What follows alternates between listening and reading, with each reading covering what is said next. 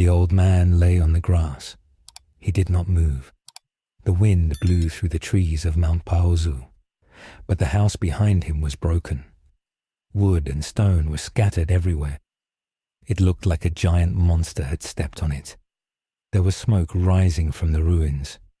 The forest was usually loud with birds and monkeys, but today it was silent. The animals were hiding.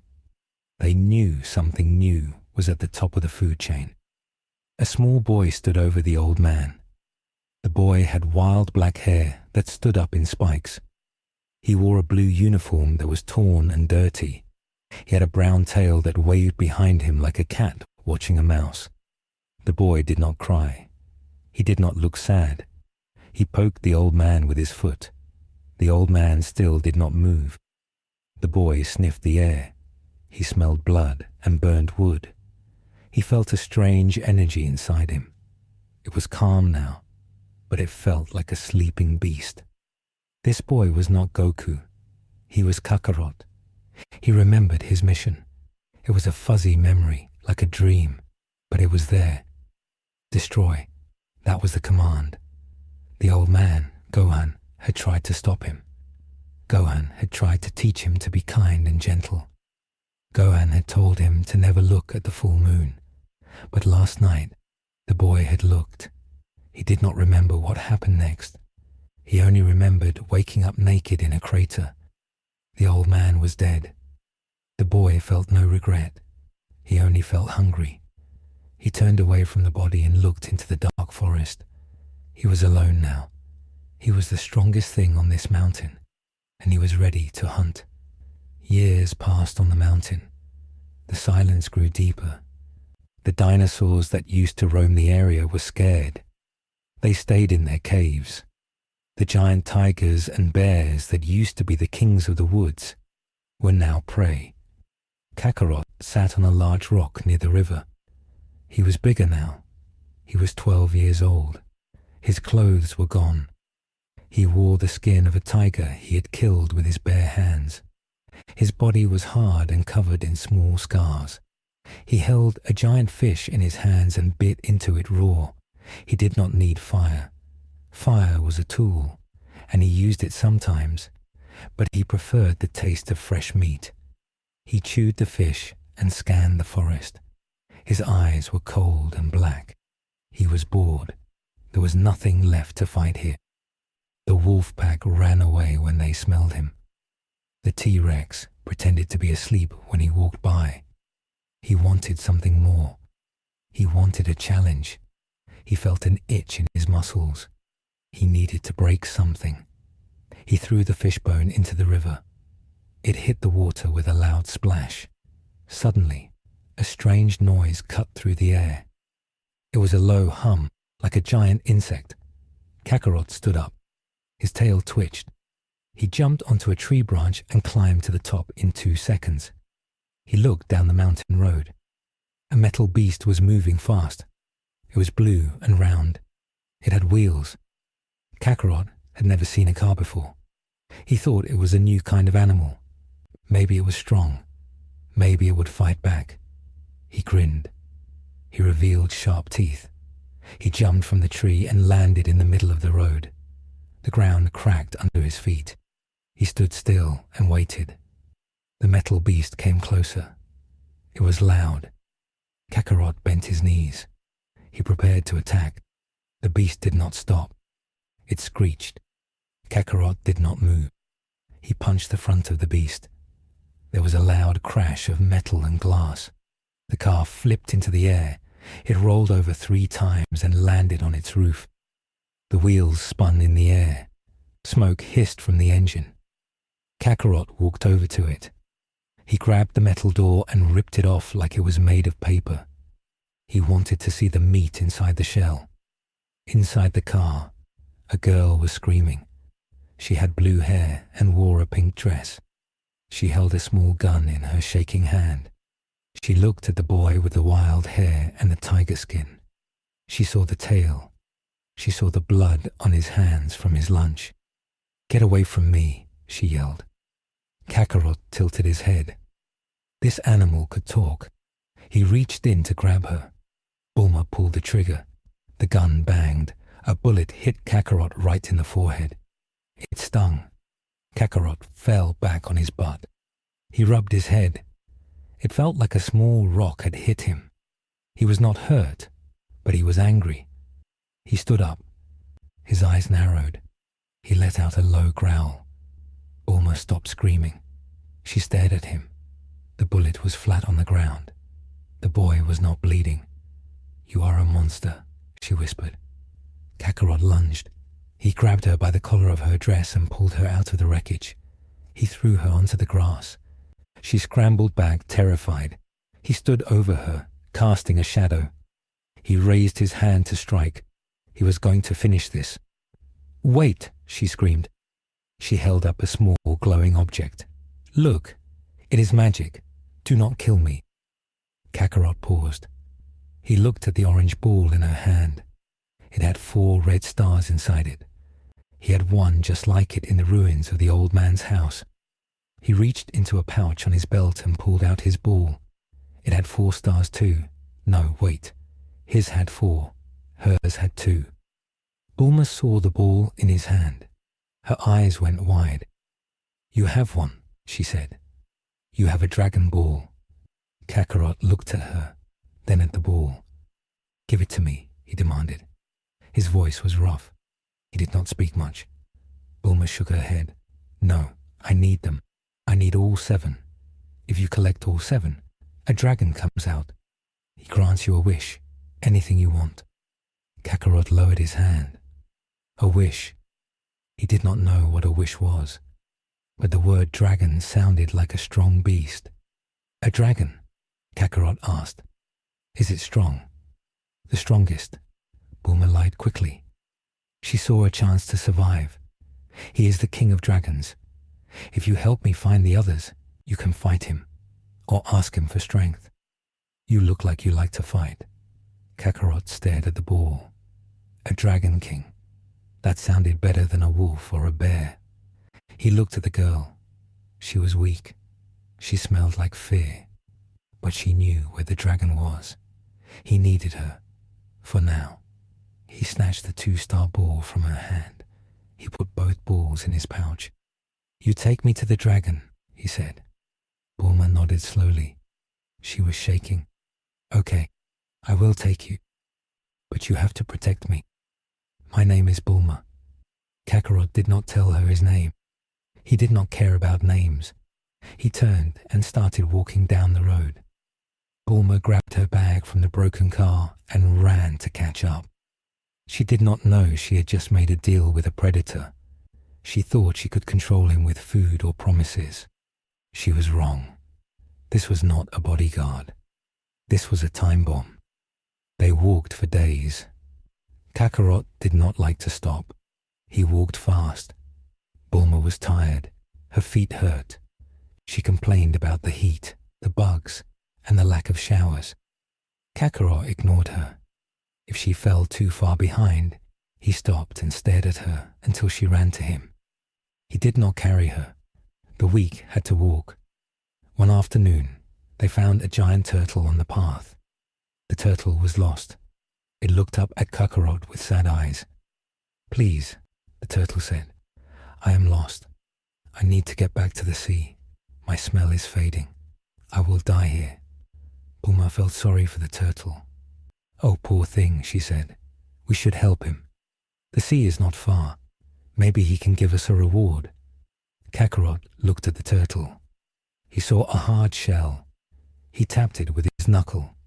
It was thick. "Meat," Kakarot said. The turtle pulled its head inside its shell. Bulma gasped. "No, we do not eat him. He is a friend." Kakarot did not understand the word friend. He was hungry. He grabbed the turtle by the shell and lifted it up. The turtle flailed its legs.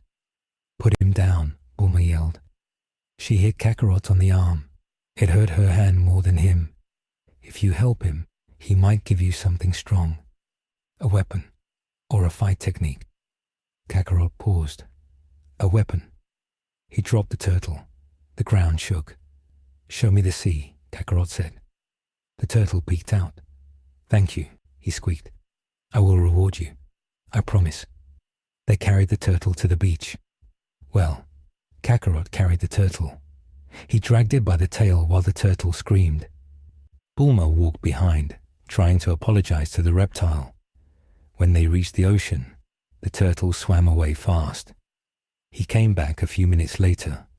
An old man was on his back. The old man wore sunglasses and a shell on his back. He had a white beard. This was Master Roshi, the turtle hermit. Roshi jumped off the turtle. He looked at Bulma and smiled. He liked pretty girls. He adjusted his glasses. "Hello," he said. "My turtle tells me you saved him. I am very grateful. I want to give you a gift." Bulma stepped forward. "Thank you, sir. We are looking for Dragon Balls. Do you have one?" Roshi scratched his head. "A Dragon Ball? I think I do. I have a useless orange rock in my house. I use it as a paperweight." He reached into his shirt and pulled out a ball with 3 stars. Bulma's eyes lit up. She reached for it. "Wait," Roshi said. He pulled it back. "I want to see something first. Show me." Before Roshi could finish his sentence, Kakarot moved. He did not wait for the negotiation. He saw the ball. He wanted it.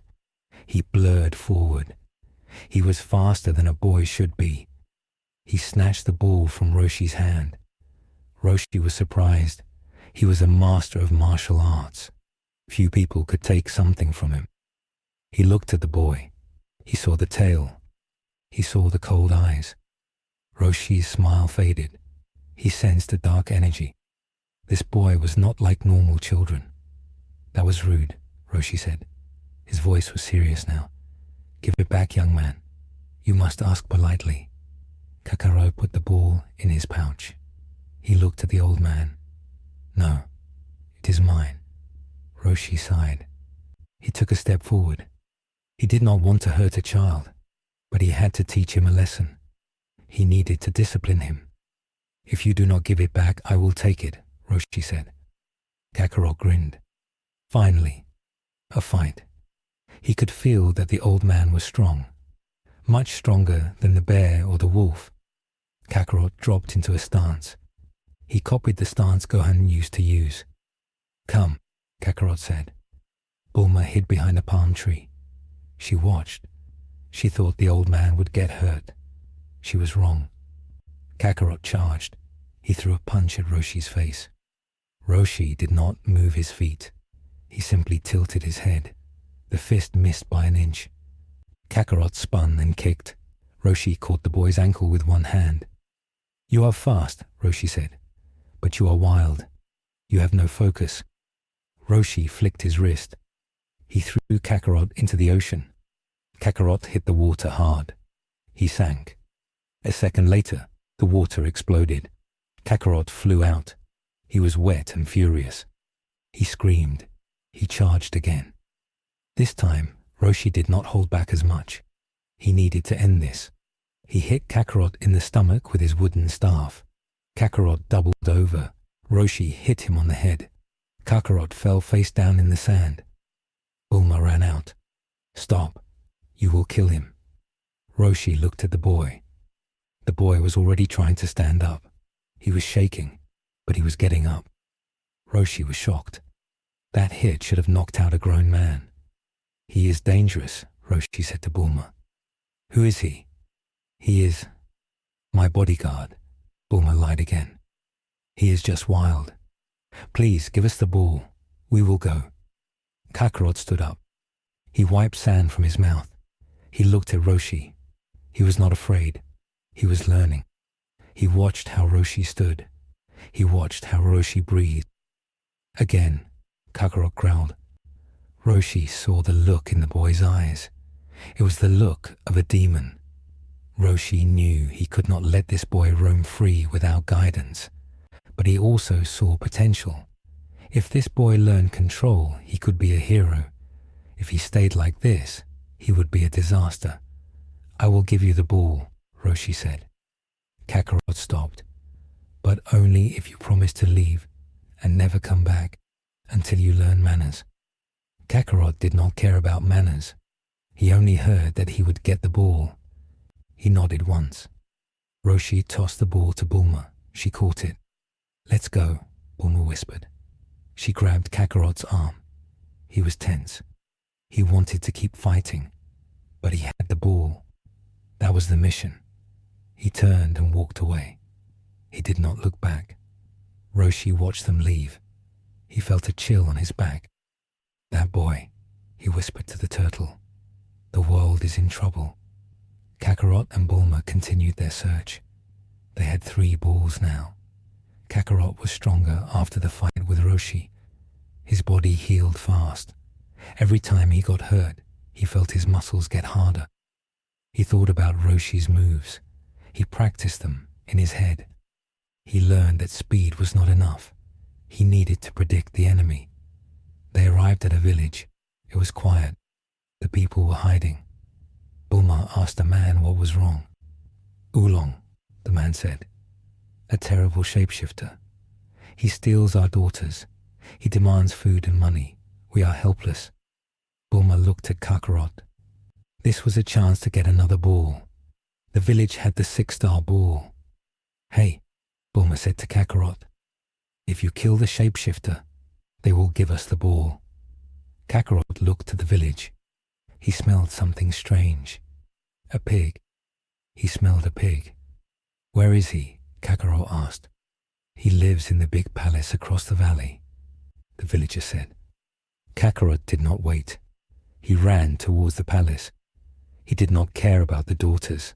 He cared about the prey. He broke through the front gate of Oolong's palace. Oolong was sitting on a chair, eating grapes. He was a pig in a green uniform. He saw Kakarot and transformed into a giant robot. "I am the great Oolong," the pig shouted. "Fear me." Kakarot did not fear. He jumped. He punched the robot in the leg. It was just metal. It bent. Oolong screamed. He changed into a bat and tried to fly away. Kakarot grabbed the bat by the wing. He slammed Oolong into the ground. Oolong changed back into a pig. He was crying. "Please, don't eat me. I am sorry." Kakarot held the pig by the neck. He squeezed. Bulma ran in. "Stop," she yelled. "We need him. He knows things." Kakarot looked at Bulma. "Why? He is weak." "He can change shape," Bulma said. "That is useful. We can use him to trick enemies." Kakarot thought about it. Deception. That was a hunting tactic. He dropped the pig. Oolong gasped for air. "You belong to me now," Kakarot said. Oolong nodded fast. Yes, boss. Anything you say." Now there were 3. A genius girl, a cowardly pig, and a Saiyan predator. They moved west. The land became dry. It was a desert. The heat was intense. Kakarot did not mind. He was used to harsh lands, but he felt something watching them. A bandit was following them. It was Yamcha. He had a sword and a floating cat named Paw. Yamcha saw the car Bulma had fixed. He saw the capsule case. He wanted to rob them. Yamcha jumped out from behind a dune. He held his sword high. "Hand over your money and your capsules," Yamcha shouted. Kakarot stopped. He looked to the bandit. Yamcha was tall. He looked strong. Kakarot stepped forward. "Try to take it," Kakarot said. Yamcha laughed. He used his wolf-fang fist technique. He moved fast like a wolf. He struck Kakarot in the chest. It was a good hit.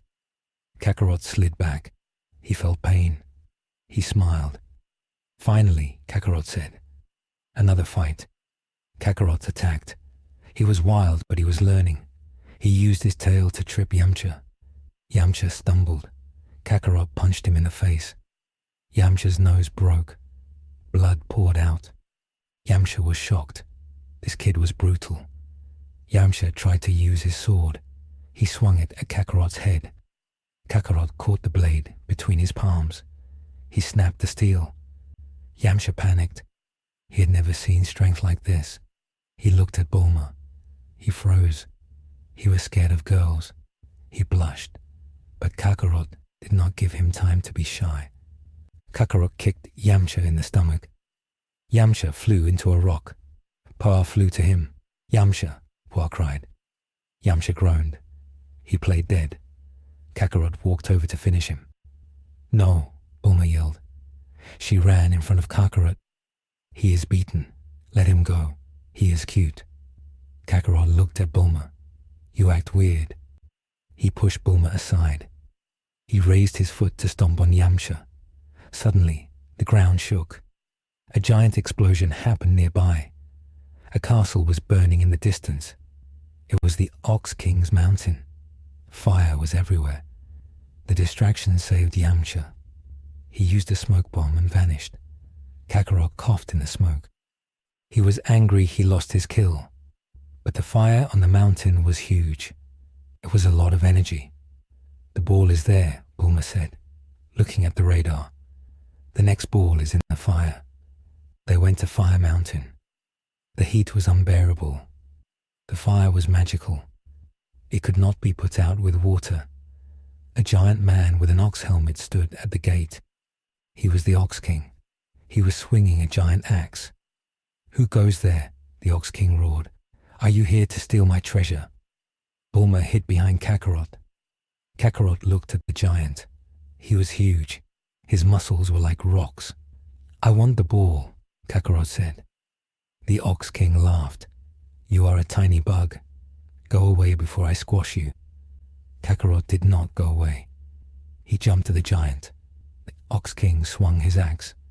Kakarot dodged. He punched the Ox King's knee. The giant did not even flinch. He swatted Kakarot away like a fly. Kakarot hit a burning tree. He stood up, his clothes smoking. "He is too strong for you," Bulma screamed. "We need the turtle hermit. He can put out the fire." Kakarot hated admitting he was too weak, but he could not hurt the giant. He glared at the Ox King. "Wait here," Kakarot said. He grabbed Bulma and Oolong. They went back to the sea to find Roshi. When they brought the old man back, Roshi looked at the fire. "This is a big fire," Roshi said. "I need to blow it out." Roshi took off his shirt. His muscles grew huge. He powered up. Kakarot watched closely. He saw the energy gathering in the old man's hands. It was blue light. It was pure power. "Came, Haim, ha!" Roshi fired a massive beam of energy. It blew the fire away. It also blew the mountain away. The castle was gone. The Ox King stared in shock. Kakarot stared too. He had never seen anything like that. He felt a shiver in his spine. He wanted that power. "Can you teach me that?" Kakarot asked Roshi. Roshi panted. "No. It took me 50 years to learn." Kakarot looked at the ruins. He closed his eyes. He imagined the energy. He felt it in his gut. He put his hands together. "Came. Haim." A small blue light appeared in his hands. It was weak, but it was there. Roshi's jaw dropped. The Ox King gasped. "He is a demon," the Ox King whispered. Kakarot fired. A small beam shot out. It hit a car and blew it up. Kakarot smiled. He had the weapon. They found the ball in the rubble. It was the 7-star ball. They had almost all of them. But there was one problem. The radar showed the last ball was moving. It was moving fast towards them. A plane landed nearby. 3 people stepped out. It was Emperor Pilaf and his henchmen, Shu and Mai. Pilaf was a small blue creature. He had a robot suit. "Give me the balls," Pilaf shouted, "or die." Kakarot looked at the robot. He was tired. He was hungry. And he now knew how to shoot energy. He stepped forward. "No," Kakarot said. Pilaf pressed a button. The robot fired a missile. Kakarot did not dodge. He fired his own beam. The Kamehameha hit the missile. There was a boom. Smoke covered everything. When it cleared, Kakarot was gone. He was behind the robot. He ripped the cockpit open. He pulled Pilaf out by his collar. The journey was almost over. But the real danger was just starting. The sun was setting. The moon was going to rise soon, and Kakarot felt that itch in his blood again. The beast was waking up. Pilaf stood on the balcony of his tower. He held the balls. He laughed at the sky. He thought he was a king. He did not know he was standing on a volcano. Below him, in the glass prison, Kakarot paced. The glass was thick. It was made to hold elephants. But Kakarot was not an elephant. He was hitting the glass with his head. Thud, thud. The sound was heavy. Bulma sat in the corner. She held her knees. She was crying. Yamcha and Puar were outside the cage, hiding in the shadows of the courtyard. They wanted to steal the wish, but they were scared of the boy. The sky turned dark. The clouds moved away. A full moon rose over the desert. It was huge and white. It looked like a giant eye opening in the dark. Kakarot stopped pacing. He felt a thumping in his chest. It was not his heart. It was something else. It was the beast. His blood turned hot. His vision blurred. The world turned red. He looked up at the moon. He could not look away. The light entered his eyes and unlocked the door inside his mind. His body began to change. His teeth grew long and sharp.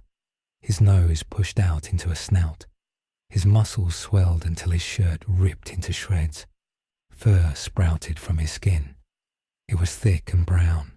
He let out a noise that was not a scream. It was a roar. It shook the stones of the castle. Bulma covered her ears. She screamed as the boy she knew disappeared. In his place stood a monster. He grew taller. He smashed the ceiling of the prison. He grew until he was as big as the tower itself. Pilaf stopped laughing. He looked up. A giant hand, covered in fur, blocked the moon. The great ape looked down. Its eyes were pure white. It had no soul. It only had hunger and rage. Pilaf tried to run. He scrambled for his plane. The ape slammed its fist down. The stone tower crumbled like a sandcastle. The plane was crushed flat. There was no explosion, just the sound of metal screaming and then silence. Pilaf was gone. The ape roared at the stars. It stomped its feet. The ground cracked.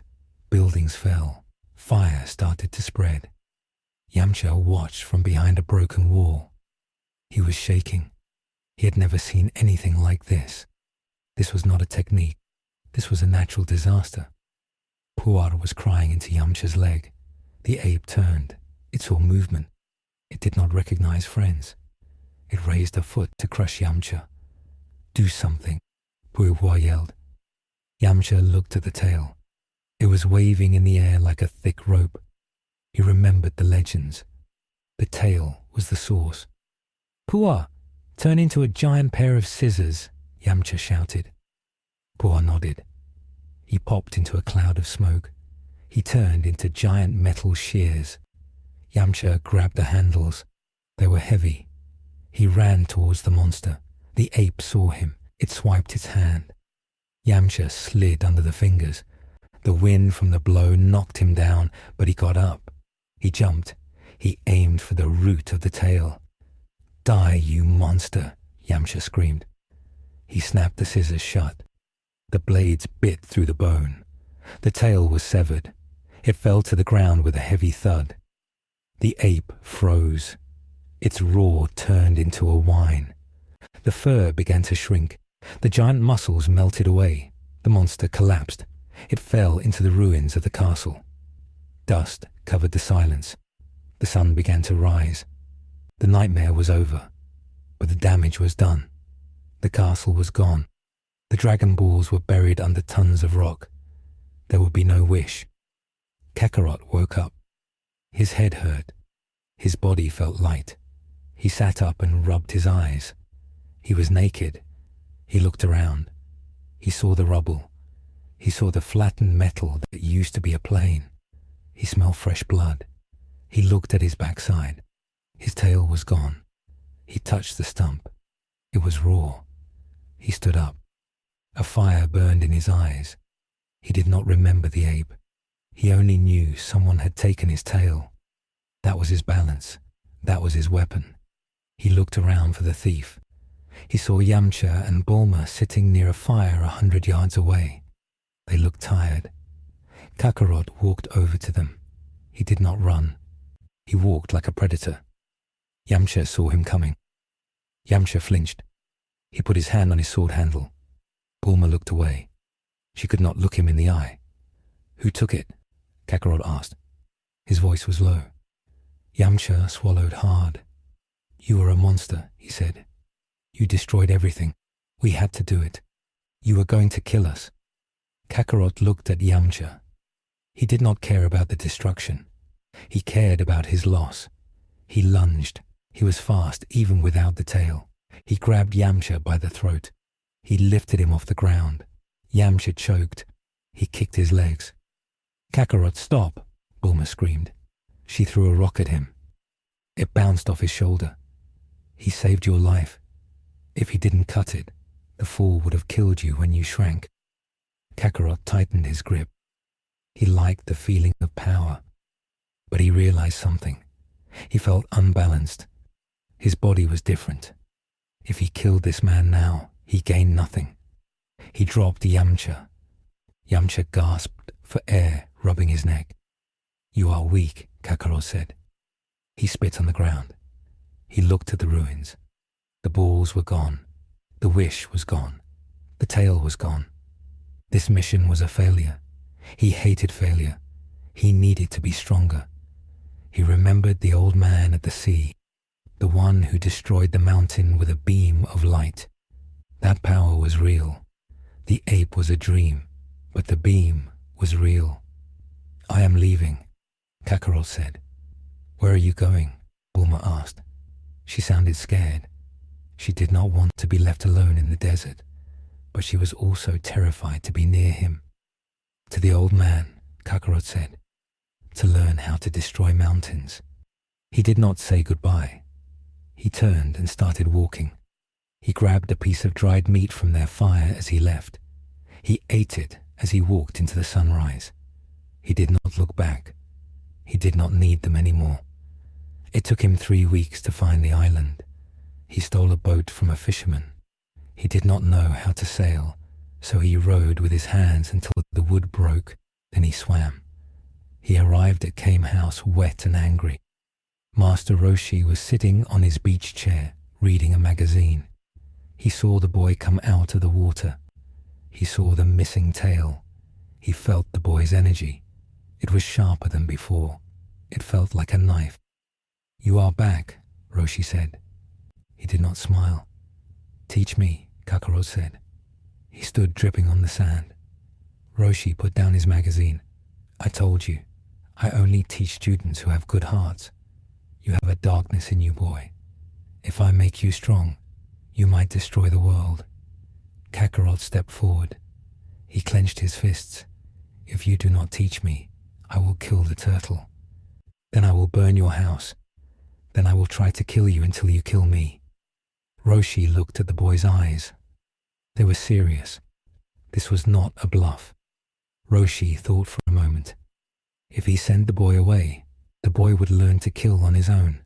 He would become a wild beast. But if Roshi kept him close, maybe he could discipline him. Maybe he could teach him control. It was a dangerous gamble. "Fine," Roshi said. "But my training is hell. You will wish you were dead." "Good," Kakarot said. The next day, another boat arrived. A small monk with no nose jumped out. He was bald and had 6 dots on his forehead. This was Krillin. He came from a temple in the east.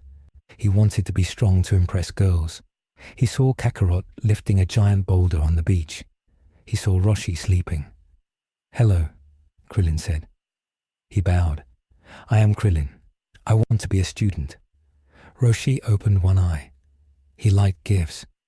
"Did you bring me anything?" Krillin smiled. He pulled out a dirty magazine. Roshi's eyes popped open. "You are in," Roshi shouted. Kakarot dropped the boulder. It shook the ground. He looked at Krillin. He saw a rival. He saw a target. "Who is this runt?" Kakarot asked. Krillin looked at Kakarot. He sensed the danger immediately. This kid was not normal. Krillin decided to play it cool. He laughed. "I'm your new classmate," Krillin said. "Nice to meet you." Kakarot did not bow. He walked up to Krillin. He poked Krillin in the chest. It was hard. "Stay out of my way," Kakarot said, "or I will eat you." Krillin thought it was a joke. He laughed nervously. Then he saw Kakarot's teeth. He stopped laughing. The training began. It was not martial arts. It was labor. They had to wake up at 4 in the morning. They had to deliver milk. But they did not use a truck. They had to run. They ran through the jungle. They ran through the desert. They ran upstairs that went into the clouds. Kakarot ran fast. He wanted to win. Krillin tried to keep up. He used shortcuts. He tripped Kakarot when Roshi was not looking. One morning, they had to swim across a lake with sharks. Roshi stood on the other side. "Swim fast," Roshi yelled. "They are hungry." Krillin was scared. He swam frantically. Kakarot jumped in. A shark came at him. Kakarot did not swim away. He punched the shark in the nose. The water turned red. The other shark swarmed the blood. Kakarot swam through the carnage. He reached the shore first. He looked at Krillin. "You swim like a frog," Kakarot mocked. Krillin panted. "You are crazy. You punched a shark." Kakarot ignored him. He looked at Roshi. "Is that all?" he asked. Roshi frowned. This boy was getting stronger, but his heart was getting harder. He gave them turtle shells. They had to wear them all the time. The shells weighed 50 pounds. Kakarot hated it. He felt slow. He felt trapped. He tried to take it off. "Keep it on." Roshi hit him with his staff. "It is part of the lesson." Kakarot growled. He wore the shell. He did push-ups with it. He climbed trees with it. His muscles burned. His bones ached. But he felt the power growing. He slept outside on the grass. He did not want a bed. Soft things made you soft. Months passed. The rivalry grew. Krillin learned that he could not beat Kakarot in a fair fight. So Krillin became smart. He used tricks. He threw sand in Kakarot's eyes during sparring. He hid Kakarot's food. Kakarot learned to hate him, but he also learned to watch him. He learned that strength was not just muscles. It was awareness. One night, they sat by the fire. Roshi was cooking fish. "The Tenkaichi Budokai is coming," Roshi said. "The World Martial Arts Tournament. The strongest fighters in the world will be there." Kakarot's ears perked up. "Strongest. Can I kill them?" Kakarot asked. "No," Roshi said sternly. "Killing is against the rules. You lose if you kill. You must win by skill." Kakarot spat a bone into the fire. Rules were stupid, but he wanted to prove he was the best. He wanted to break people. If he had to keep them alive to win the prize, he would do it. "We will go," Kakarot said. Roshi looked to the two boys. Krillin was bruised and tired, but his eyes were bright. Kakarot was a statue of muscle and scars. He looked like a mini warrior. Roshi worried. He had created a weapon. Now he had to unleash it on the world. They packed their bags. They took a plane to the city where the tournament was held. The city was loud. There were too many people. Kakarot did not like crowds. He smelled too many scents. Sweat, grease, fear. He walked through the crowd, pushing people aside. A large man bumped into him. "Watch it, kid," the man grunted. Kakarot grabbed the man's finger. He twisted it. The man screamed and dropped to his knees. Kakarot did not stop walking. Krillin ran after him. "You can't just hurt people here," Krillin whispered. "The police will come." Kakarot looked at a policeman standing on the corner. The policeman had a gun. Kakarot remembered the gun Bulma used. It was a toy. "Let them come," Kakarot said. They signed up for the tournament. The registration hall was full of fighters. Tall ones, fat ones, masked ones. Kakarot scanned the room. He measured their power levels with his instincts. Most were trash, but a few were okay. He saw a familiar face. Yamcha. Yamcha was there with Bulma and Porra. Yamcha looked stronger. He had been training in the wild too. He saw Kakarot and froze. The memory of the ape was still fresh. "You," Yamcha said. Kakarot walked up to him. He looked at Yamcha's neck. He remembered grabbing it. "You are here to lose," Kakarot said. Yamcha frowned. "I am not afraid of you anymore. I have a new technique." Bulma stepped in. "Hey, be nice. We are all friends here." Kakarot looked at Bulma. She looked different, clean, soft. She did not belong in a place of blood. "I have no friends," Kakarot said. He walked away to the waiting area. Roshi was there, but he was wearing a disguise. He wore a black suit and a wig. He called himself Jackie Chun. He wanted to fight his students. He wanted to beat them so they would not get arrogant. He wanted to show them there was always someone stronger. He looked at Kakarot. He was not sure he could beat him anymore. The gong sounded. The preliminaries began. Hundreds of fighters entered the small rings. The rule was simple. Knock the other guy out of the ring. Kakarot stepped into his ring. His opponent was a giant boxer. The boxer tapped his gloves together. "Go home to mommy, kid," the boxer said. Kakarot did not take a stance. He stood with his arms hanging down. The boxer threw a punch. Kakarot vanished. He moved so fast the eye could not track him. He appeared behind the boxer. He kicked the back of the boxer's knee. The leg snapped with a wet crack. The boxer screamed and fell. Kakarot kicked him in the ribs. The boxer flew out of the ring and hit the wall. He did not get up. The referee stared. "Winner," he stuttered. Kakarot looked at the other fighters in the room. They were all staring at him. He grinned. This was going to be fun. He felt the itch, the hunger. He wanted to break them all. Krillin won his fight too. He used a trick. He pretended to trip, then kicked his opponent in the face.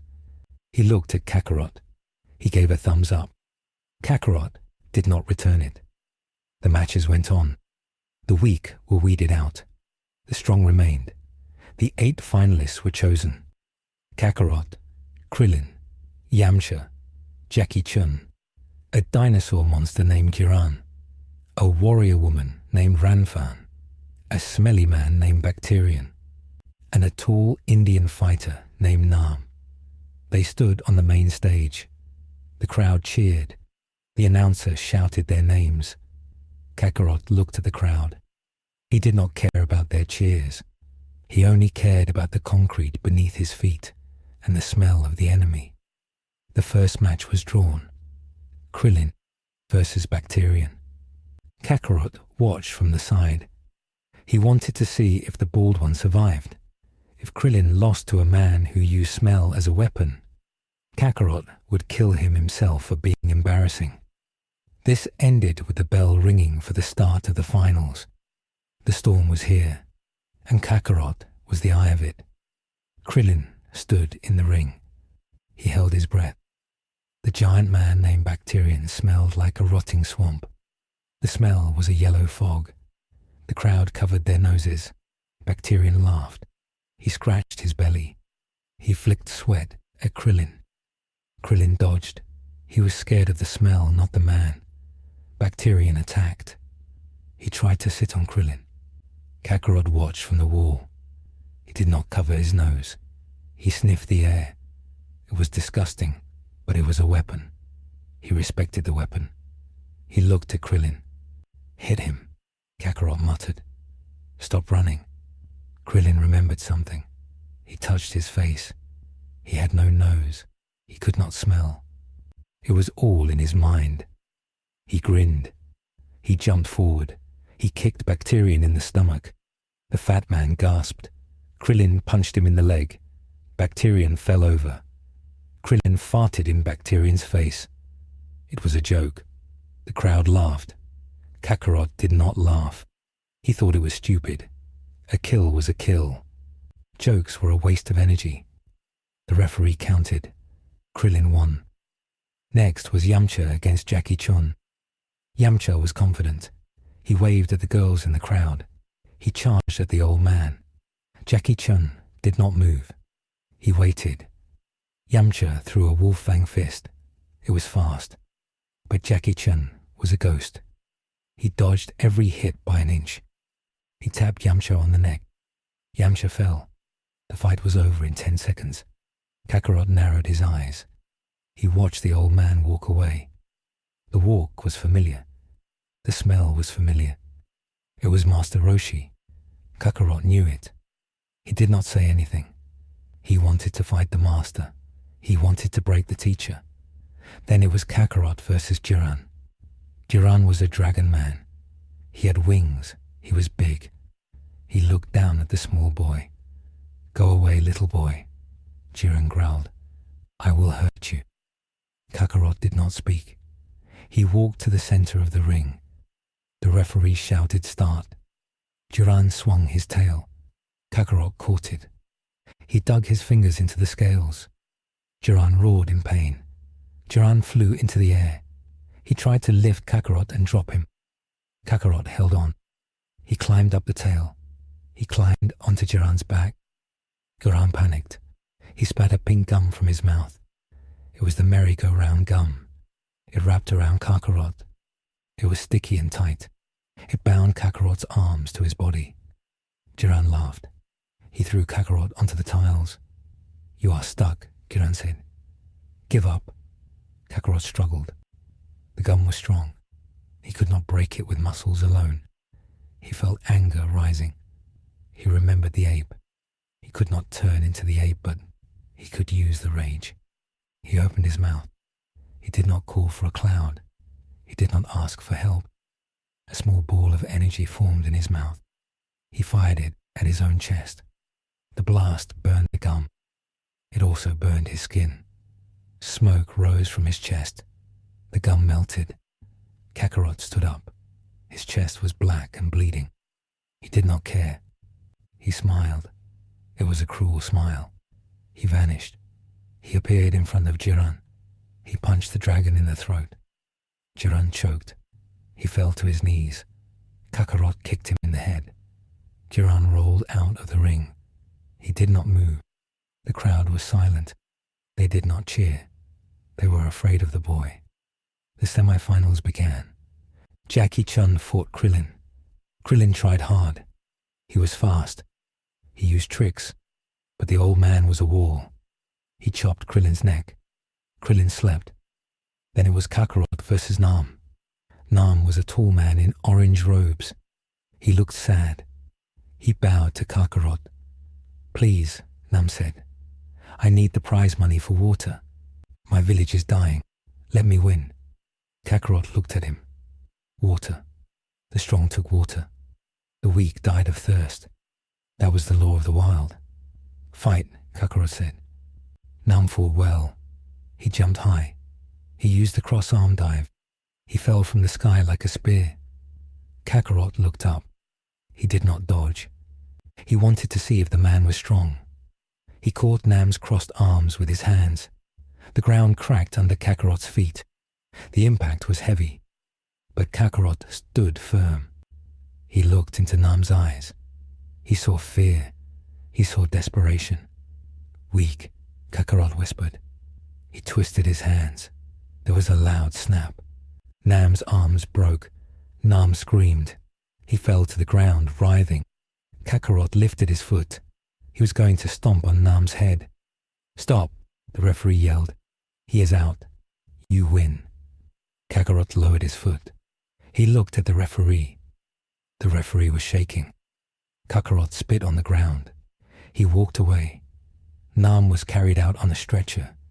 He was crying, not from pain, but because his village would die. Kakarot did not care. The final match was set. Kakarot versus Jackie Chun. The sun was hot. The tiles were white. The two fighters stood apart. Roshi looked at his student. He saw the burned chest. He saw the blood on Kakarot's knuckles. He felt a deep sadness. He had trained the boy to be a martial artist. The boy had become a killer. "If you win," Roshi said, "you will think you are the god of this world. I cannot let that happen." Kakarot cracked his neck. "You are old. You will break like the others." The gong sounded. Kakarot launched. He did not hold back. He aimed for the eyes. He aimed for the throat. Roshi blocked. His arm stung. The boy was stronger than before. The training had worked too well. Roshi used experience. He redirected the punches. He tripped Kakarot. Kakarot rolled and sprang back.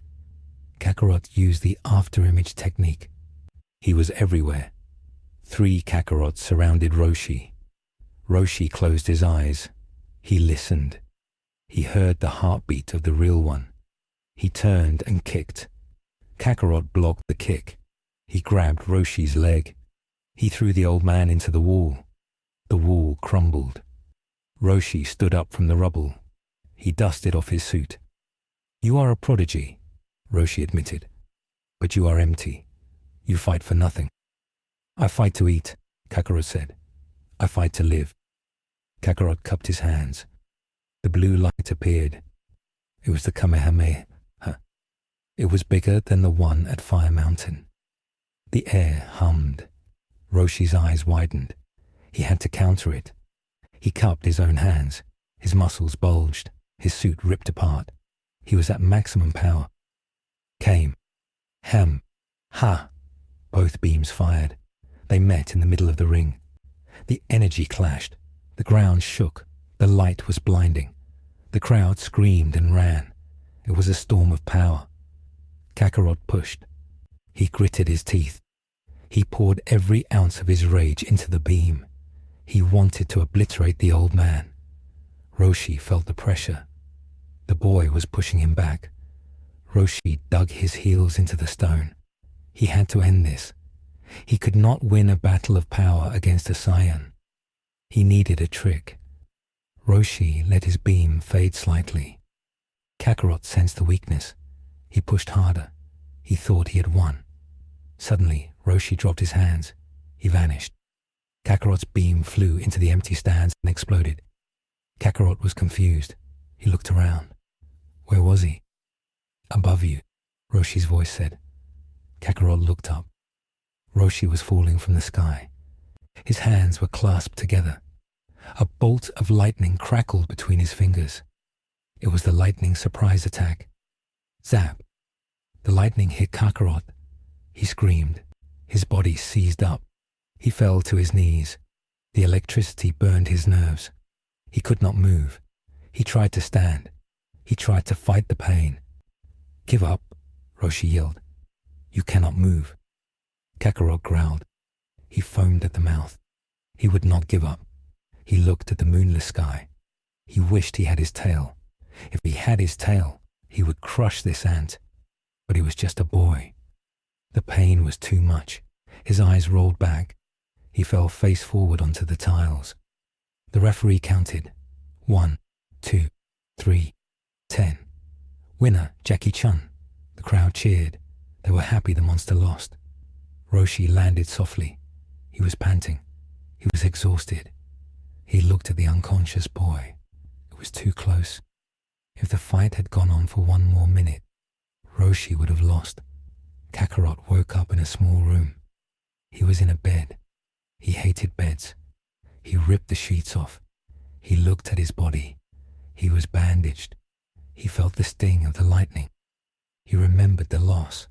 He punched the wall. A hole opened up to the outside. He walked out.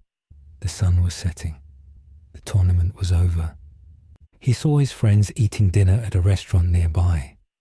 Roshi was there back in his orange shirt. Krillin was laughing. Bulma was eating soup. Yamcha was bragging about his fight. They looked happy. They looked weak. Kakarot did not join them. He did not want their food. He wanted power. He looked at Bulma's bag sitting on a chair. The dragon radar was inside. He knew what it did. It found the balls. The balls gave a wish. He moved like a shadow. He walked past the table. Nobody saw him. He swiped the radar from the bag. He kept walking. "Goku, wait," Krillin called out. He had seen him. "Come eat. You were amazing." Kakarot stopped. He looked back. His eyes were dead. "My name is Kakarot," he said. He turned and ran. He ran into the city. He ran until the lights of the buildings faded. He was back in the wild. He looked to the radar. A yellow dot blinked to the east. He followed it. He did not have the flying cloud. He did not need it. He had legs. He ran through the night. 2 days later, he reached a desert. The sand was red. The wind was hot. He smelled oil and gunpowder. He saw a fortress in the distance. It had a red ribbon logo on the flag. There were soldiers everywhere. Tanks, guns. Kakarot licked his lips. Soldiers meant a fight. A fortress meant treasure. And the radar said the ball was inside. He walked up to the front gate. A guard tower shined a light on him. "Halt," a voice boomed. "This is the property of the Red Ribbon Army. Go away, kid." Kakarot did not stop. The guard fired a machine gun. Bullets kicked up sand around Kakarot's feet. Kakarot did not flinch. He walked faster. The guard fired at his chest. Kakarot caught a bullet. He flicked it back. It hit the spotlight. The glass shattered. Kakarot jumped. He landed on the tower. He kicked the guard off. He looked down at the base. Hundreds of soldiers were running out. They had rifles. They had bazookas. "Finally," Kakarot said. "A real hunt." He jumped down into the middle of the army. The slaughter began. He moved like a whirlwind. He broke guns with his bare hands. He punched through tank armor. He did not use fancy techniques. He used efficiency. A chop to the neck, a knee to the gut. He was a machine of violence. The soldiers were terrified. They had fought armies. They had fought rebels. They had never fought a demon child. They ran. Kakarot chased them. He wanted the ball. He found the commander in the central tower. It was Colonel Silver. Silver was a tall man with red hair.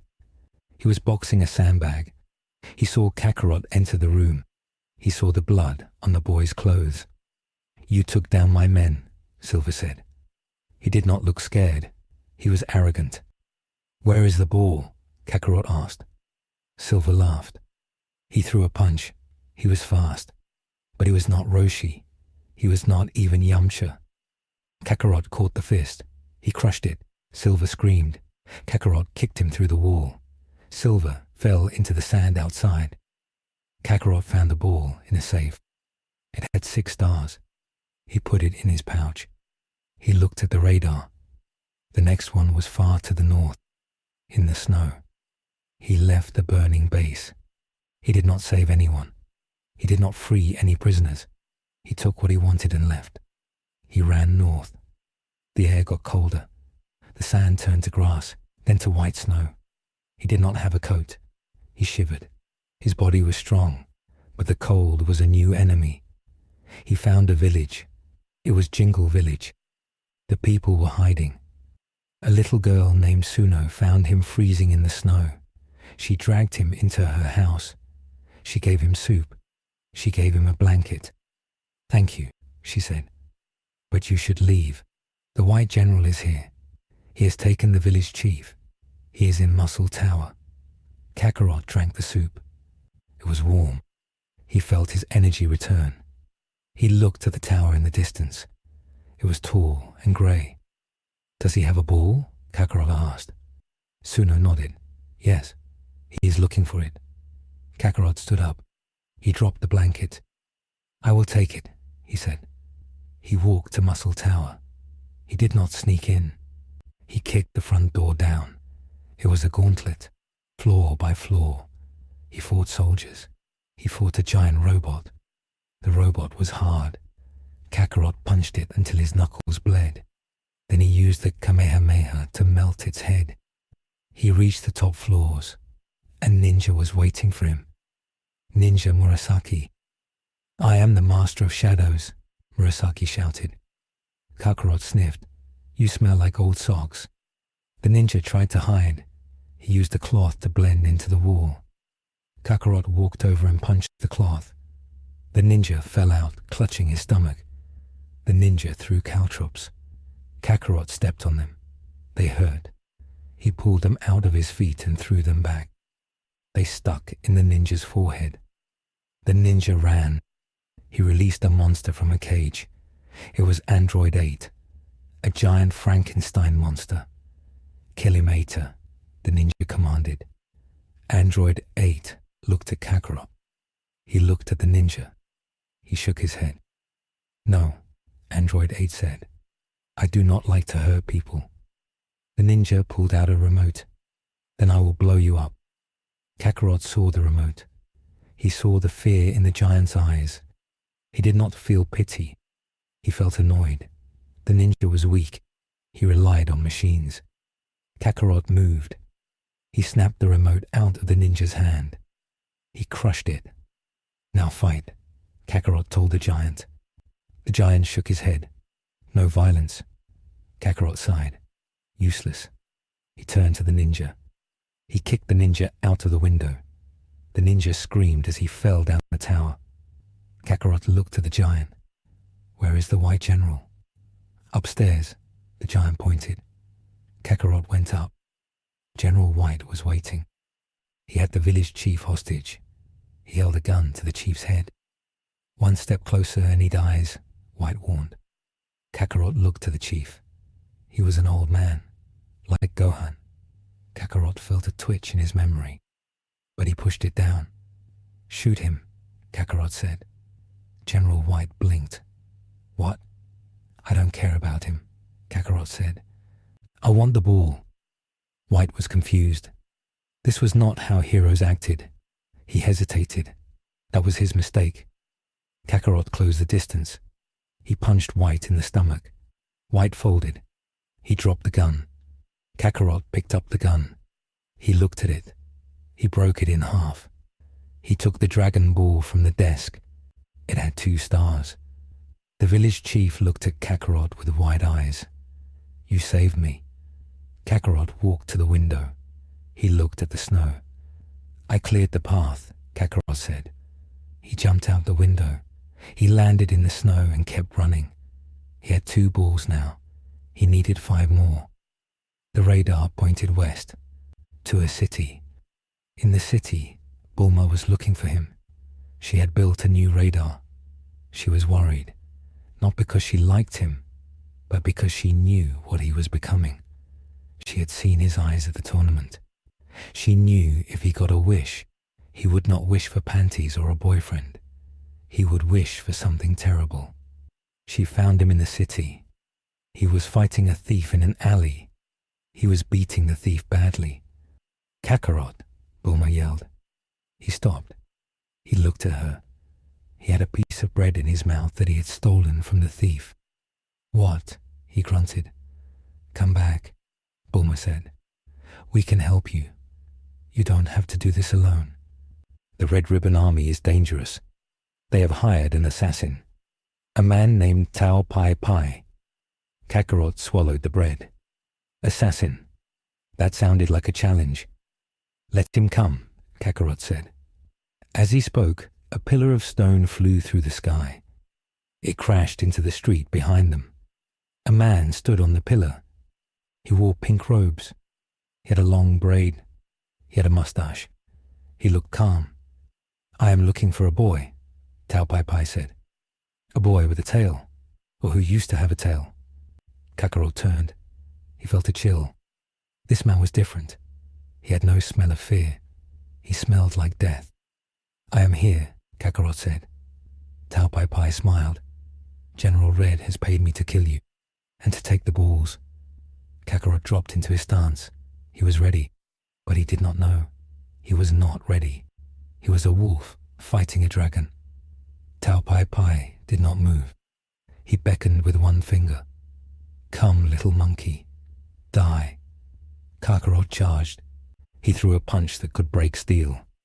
Tao Pai Pai caught it with one hand. He did not even flinch. He twisted Kakarot's wrist. Kakarot kicked. Tao blocked with his knee. Tao struck Kakarot in the chest with his tongue. It was a blur. The force was like a cannonball. Kakarot flew back. He hit a building. He fell into the rubble. He coughed blood. He tried to stand. His legs shook. "Is that all?" Tao asked. Kakarot screamed. He fired a Kamehameha. Tao looked at the beam. He shouted, "Kiai." His shout created a shockwave. It dispersed the beam. It blew the energy away like smoke. "Impossible," Kakarot gasped. Tao walked over. He lifted his finger. A beam of energy gathered at the tip. It was the Dodon ray. "Goodbye," Tao said. He fired. The beam hit Kakarot in the heart. Kakarot fell backward. He did not move. The Dragon Ball in his shirt fell out. Tao picked it up. He took the pouch with the other balls. "Job done," Tao said. He jumped onto his pillow and flew away. Bulma screamed. She ran to the rubble. She found Kakarot lying in a pool of blood. His chest was smoking. His eyes were open, staring at the sky. He was dead, or he should have been. But inside his shirt, under the burnt skin, the 4-star ball was glowing. He had kept it, not because of Gohan, but because it was the first prize he ever won. It had blocked the beam. It had saved his heart. Kakarot gasped. Air rushed into his lungs. Pain exploded in his body. He was alive, but he had lost. He had lost everything. The balls were gone. The enemy was stronger. He sat up. He looked at his shaking hands. He felt true fear for the first time. And then, the fear turned into something else. Something colder. He needed to ascend. He needed to climb the tower he had heard stories about. The Korin Tower. "I will kill him," Kakarot whispered. He stood up. He did not look at Bulma. He began to walk towards the great forest, towards the tower that touched the heavens. The beast was wounded, and a wounded beast was the most dangerous thing on earth. The forest around the base of the tower was silent. The animals knew better than to be near the tall white pillar that touched the clouds. Kakarot stood at the bottom. He looked up. The top was invisible. It was hidden in the mist. His chest throbbed where the Dodon ray had hit him. The skin was burnt and black, but the Dragon Ball had saved his heart. He put the ball back in his pouch. It was the only one he had left. The assassin had taken the rest. Kakarot spit blood onto the grass. He was not afraid of the height. He was afraid of remaining weak. He grabbed the white stone of the tower. It was smooth. It was hard to grip. He dug his fingers in. He began to pull himself up. The climb was long. It was not a climb of hours. It was a climb of days. The wind got colder the higher he went. His fingers bled. His muscles screamed. He was hungry. He saw birds flying below him. He saw clouds pass him. He did not stop. If he stopped, he would fall. If he fell, he died. If he died, the assassin won. That was not allowed. He slept while clinging to the pillar. He woke up and climbed more. He ate snow that had stuck to the stone. He chewed on the leather of his belt to trick his stomach. Finally, he saw a platform. It was a wide temple floating in the sky. He pulled his body over the edge. He collapsed on the floor. The air was thin. It was hard to breathe. He lay there for an hour. Then he heard a sound. Tap, tap, tap. It was a wooden stick hitting the floor. Kakarot lifted his head. He saw a white cat standing on his hind legs. The cat held a wooden staff. It looked like a normal cat, but its eyes were old. They were eyes that had seen centuries. "Water," Kakarot croaked. The cat smiled. It was a human smile. "There is water here," the cat said, "but you must take it." The cat pointed to a bottle hanging on a hook in the center of the room. It was a simple bottle. Kakarot stood up. His legs shook. He walked towards the bottle. He reached out to grab it. The cat moved. It was a blur. The cat hit Kakarot's hand with the staff. It stung. Kakarot growled. He tried again. He punched at the cat. The cat jumped over his fist. The cat landed on Kakarot's head. "You are slow," the cat said. "You are full of wasted movement. You fight like a storm, loud and messy. To catch the water, you must be like the wind. Silent, invisible." Kakarot did not want a lesson. He wanted the water. He attacked the cat. He used all his speed. He used his anger. He chased the cat around the room. He broke vases. He smashed the floor. The cat dodged everything. The cat looked bored. Kakarot swung his leg. The cat hopped on his foot, then hopped off. Kakarot fell on his face. "I'm Korin," the cat said. "This is my tower. The water is the sacred water. It will make you strong, but only if you can take it." Kakarot sat up. He panted. He looked at the cat. The cat was stronger than him. That was a fact. Kakarot hated facts like that, but he had to accept it to change it. He stopped attacking. He sat still. He watched the cat. He watched how the cat breathed. The cat did not gasp. It breathed slow and deep. Its heart beat slowly. Kakarot closed his eyes. He tried to match the rhythm. He slowed his heart. He ignored the pain in his chest. He ignored the hunger. He focused on the sound of the air moving around the staff. For 3 days, he did not sleep.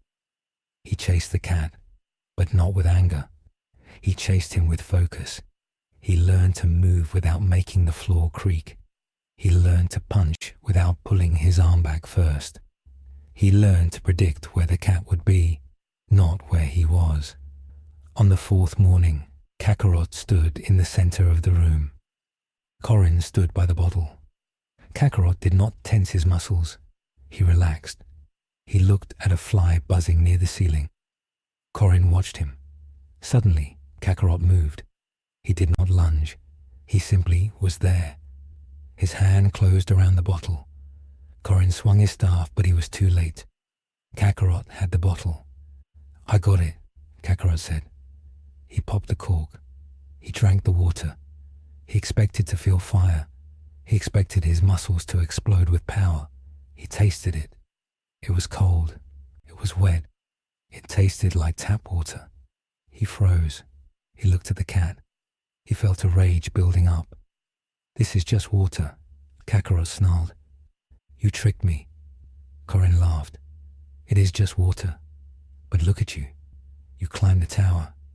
That made your body strong. You chased me for 3 days. That made your eyes fast. You learned to read the air. That made your mind sharp. The water is nothing. The training was the power." Kakarot crushed the bottle in his hand.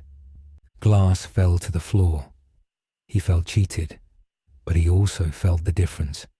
He looked at his hand. It was steady. He felt the air moving around him. He felt the blood in his veins. The beast inside him was not screaming anymore. It was focused. It was a cold weapon.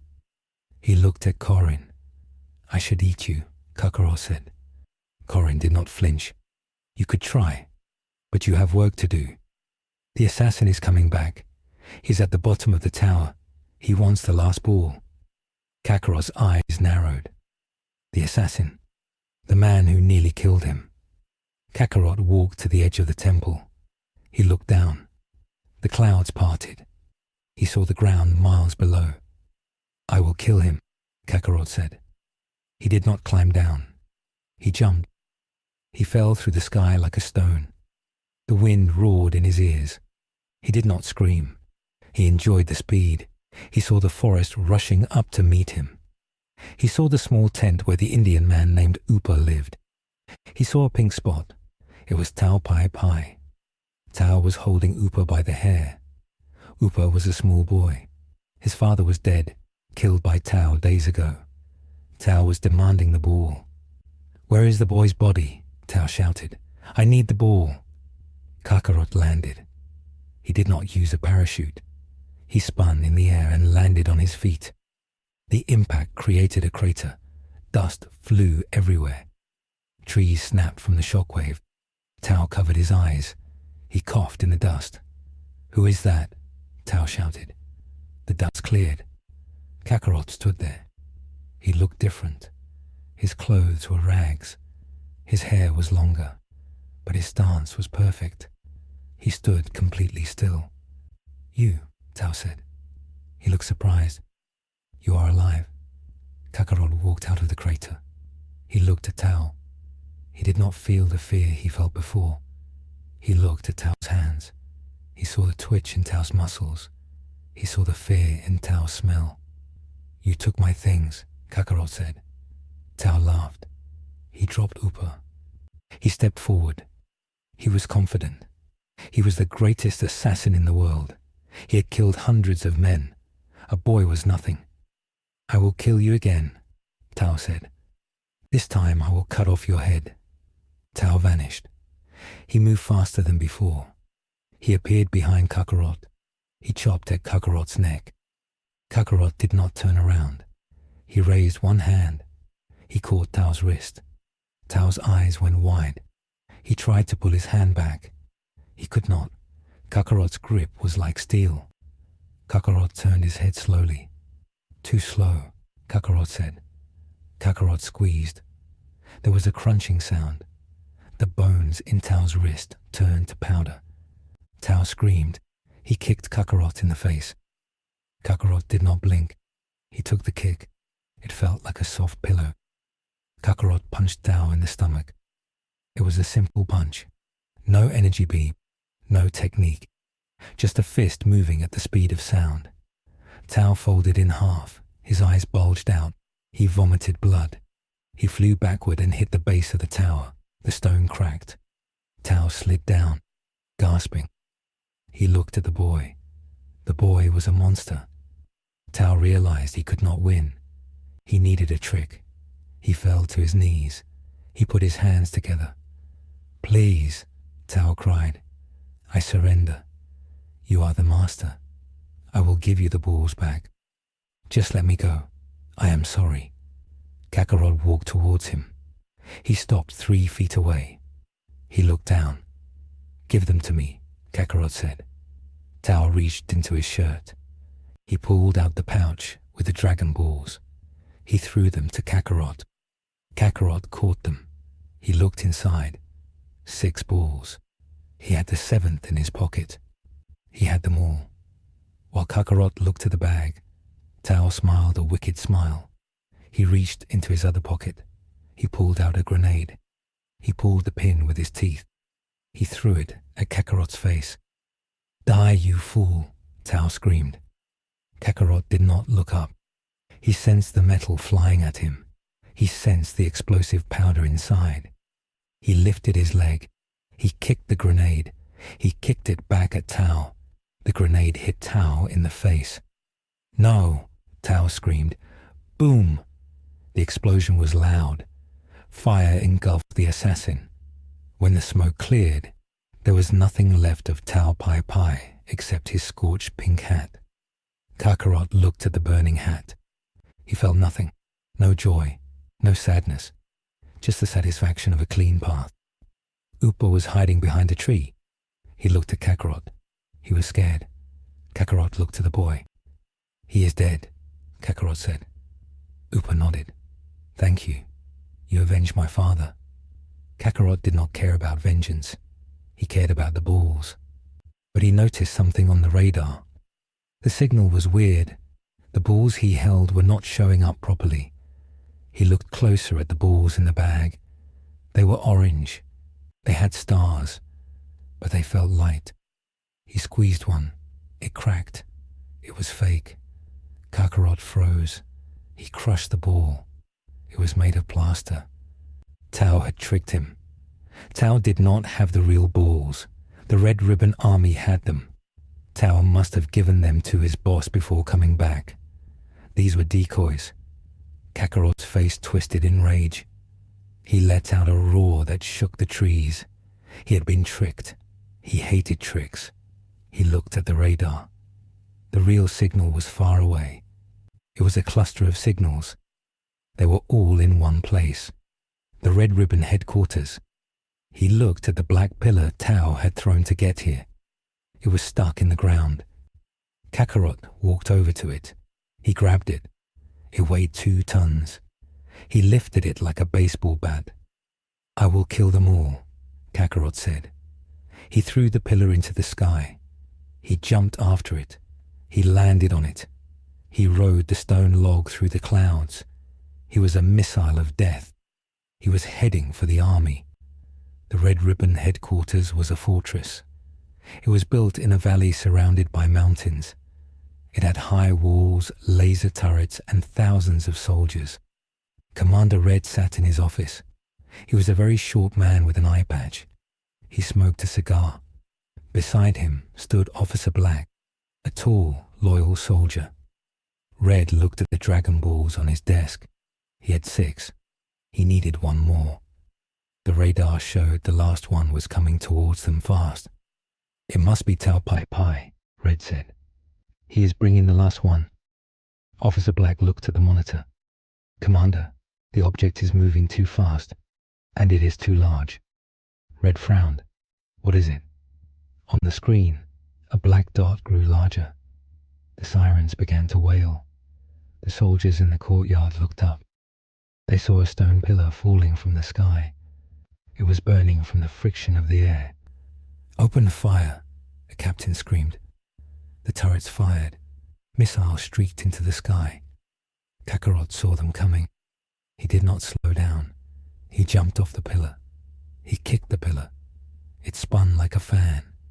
It deflected the missiles. The missiles exploded in midair. The pillar crashed into the main gate. The steel doors crumpled. The stone shattered. Dust and fire filled the entrance. Kakarot landed in the smoke. A tank rolled towards him. Its cannon aimed at his head. "Fire!" the driver shouted. The tank fired. Kakarot caught the shell. His hands burned, but he held it. He jammed the shell back into the barrel of the tank. The tank tried to fire again. The barrel exploded. The tank blew apart. Kakarot walked through the flames. Soldiers charged him. They had rifles. They fired a wall of lead. Kakarot vanished. He appeared in the middle of the squad. He spun.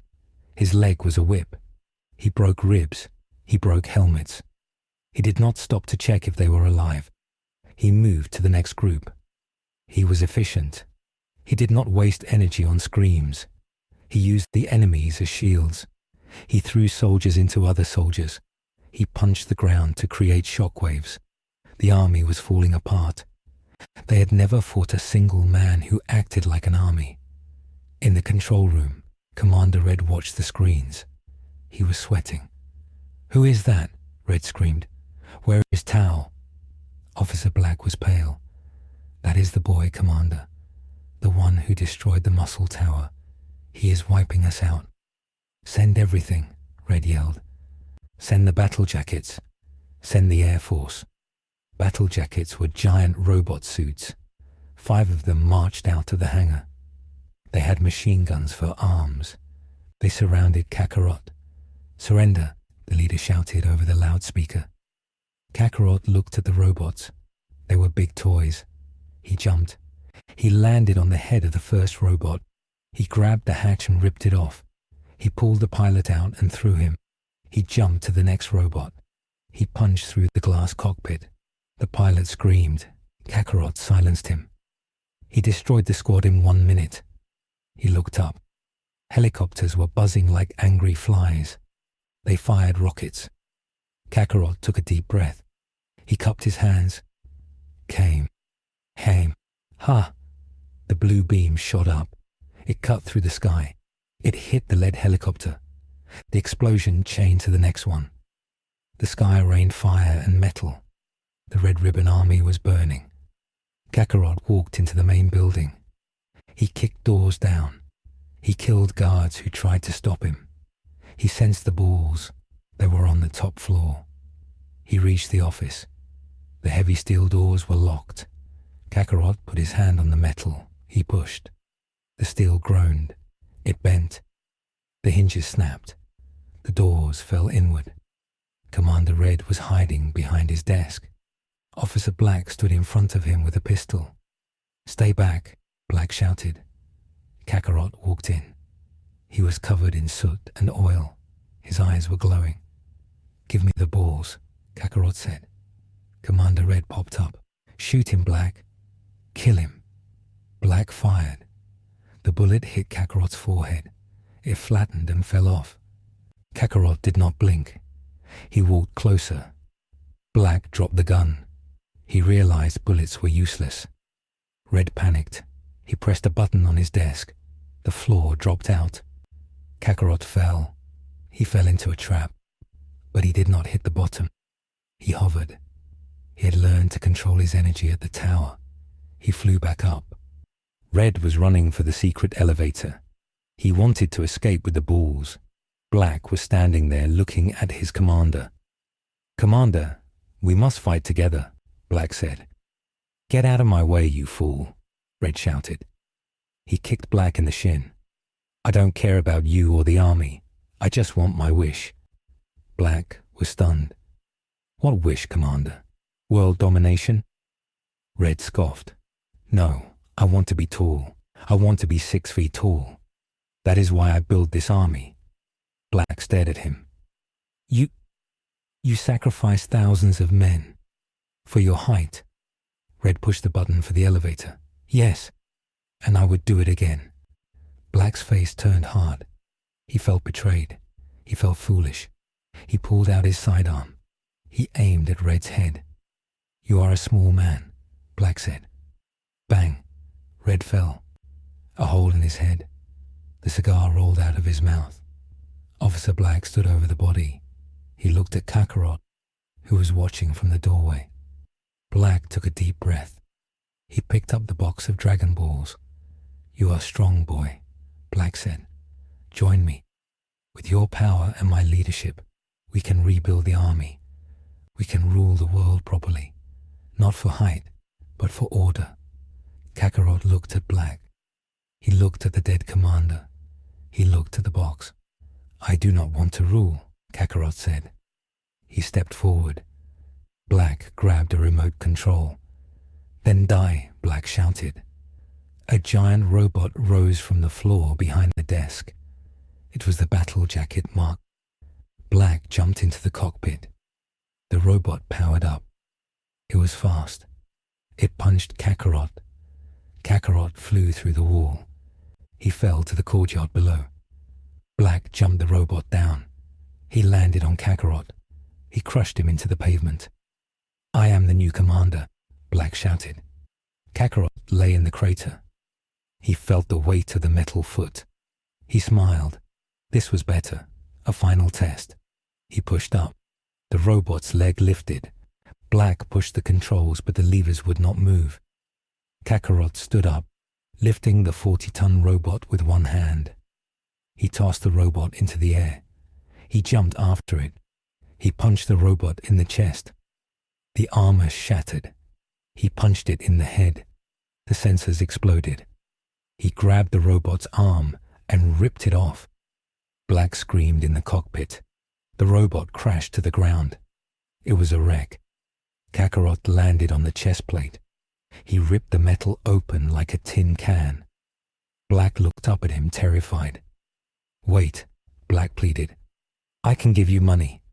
I can give you anything." Kakarot raised his fist. "I want the balls," Kakarot said.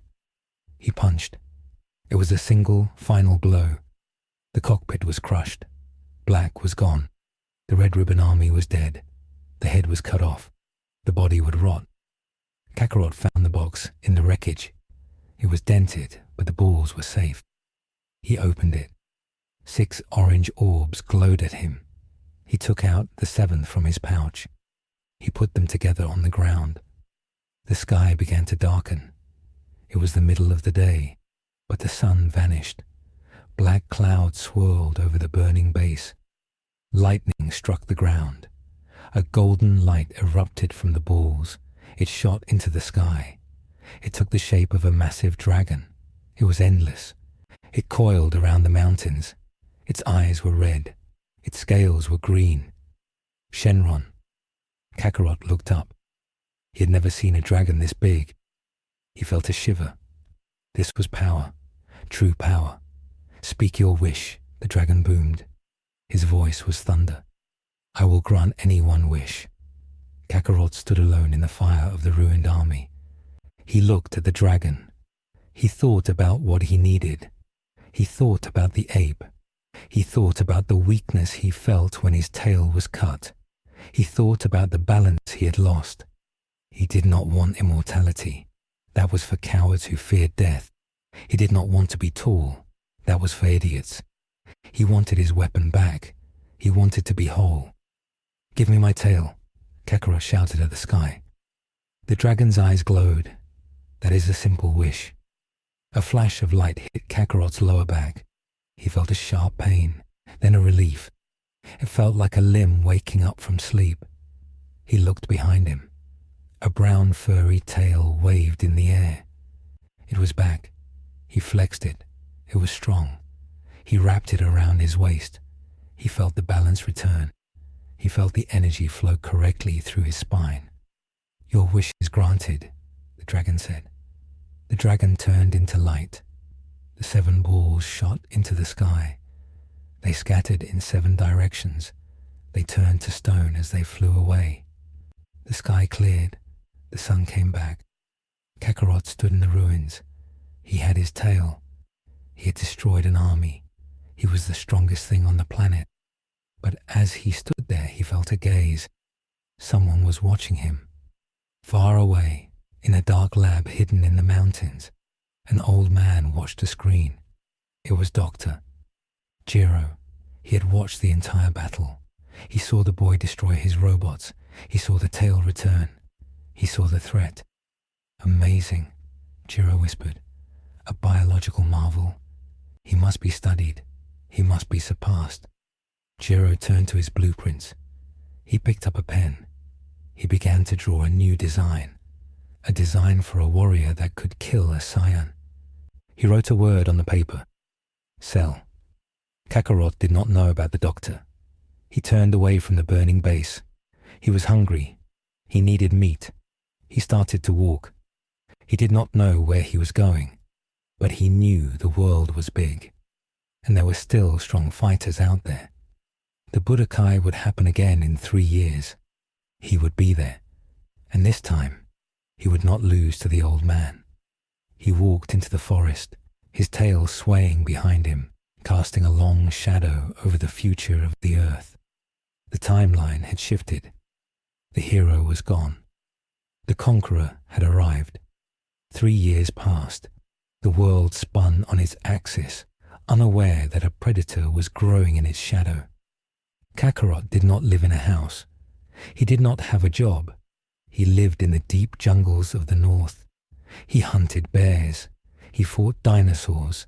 He slept in caves. His tail was his best friend. It was strong enough to crush a tree trunk. He used it to hang from cliffs while he slept. He used it to strangle giant tigers. He grew taller. His muscles became dense like iron. His hair was a wild mane of black spikes. He remembered the date. The monk with no nose had told him. 3 years. The martial arts tournament. The place where the strong gathered. Kakarot wanted to go back. Not for the prize money. Money was paper. You could not eat paper. He went for the blood. He went to see if the old man was still strong. He went to break the rest of the bones he missed last time. He arrived at Papaya Island swimming. He did not take a plane. He swam for 2 days. He walked onto the beach dripping wet. The tourists looked at him. He wore a tiger skin loincloth and his old torn blue pants. He smelled like the ocean and dried blood. He walked to the registration hall. He saw them. The weaklings. Krillin was there. He was taller, but he still looked soft. Yamcha was there. He had a scar on his face. He looked serious. Master Roshi was there, wearing a suit and sunglasses. They stopped talking when they saw Kakarot. The air got cold. "You came," Krillin said. His voice shook a little. Kakarot looked at him. He did not smile. He did not say hello. "You are still small," Kakarot said. Yamcha stepped forward. "We have been training, Kakarot.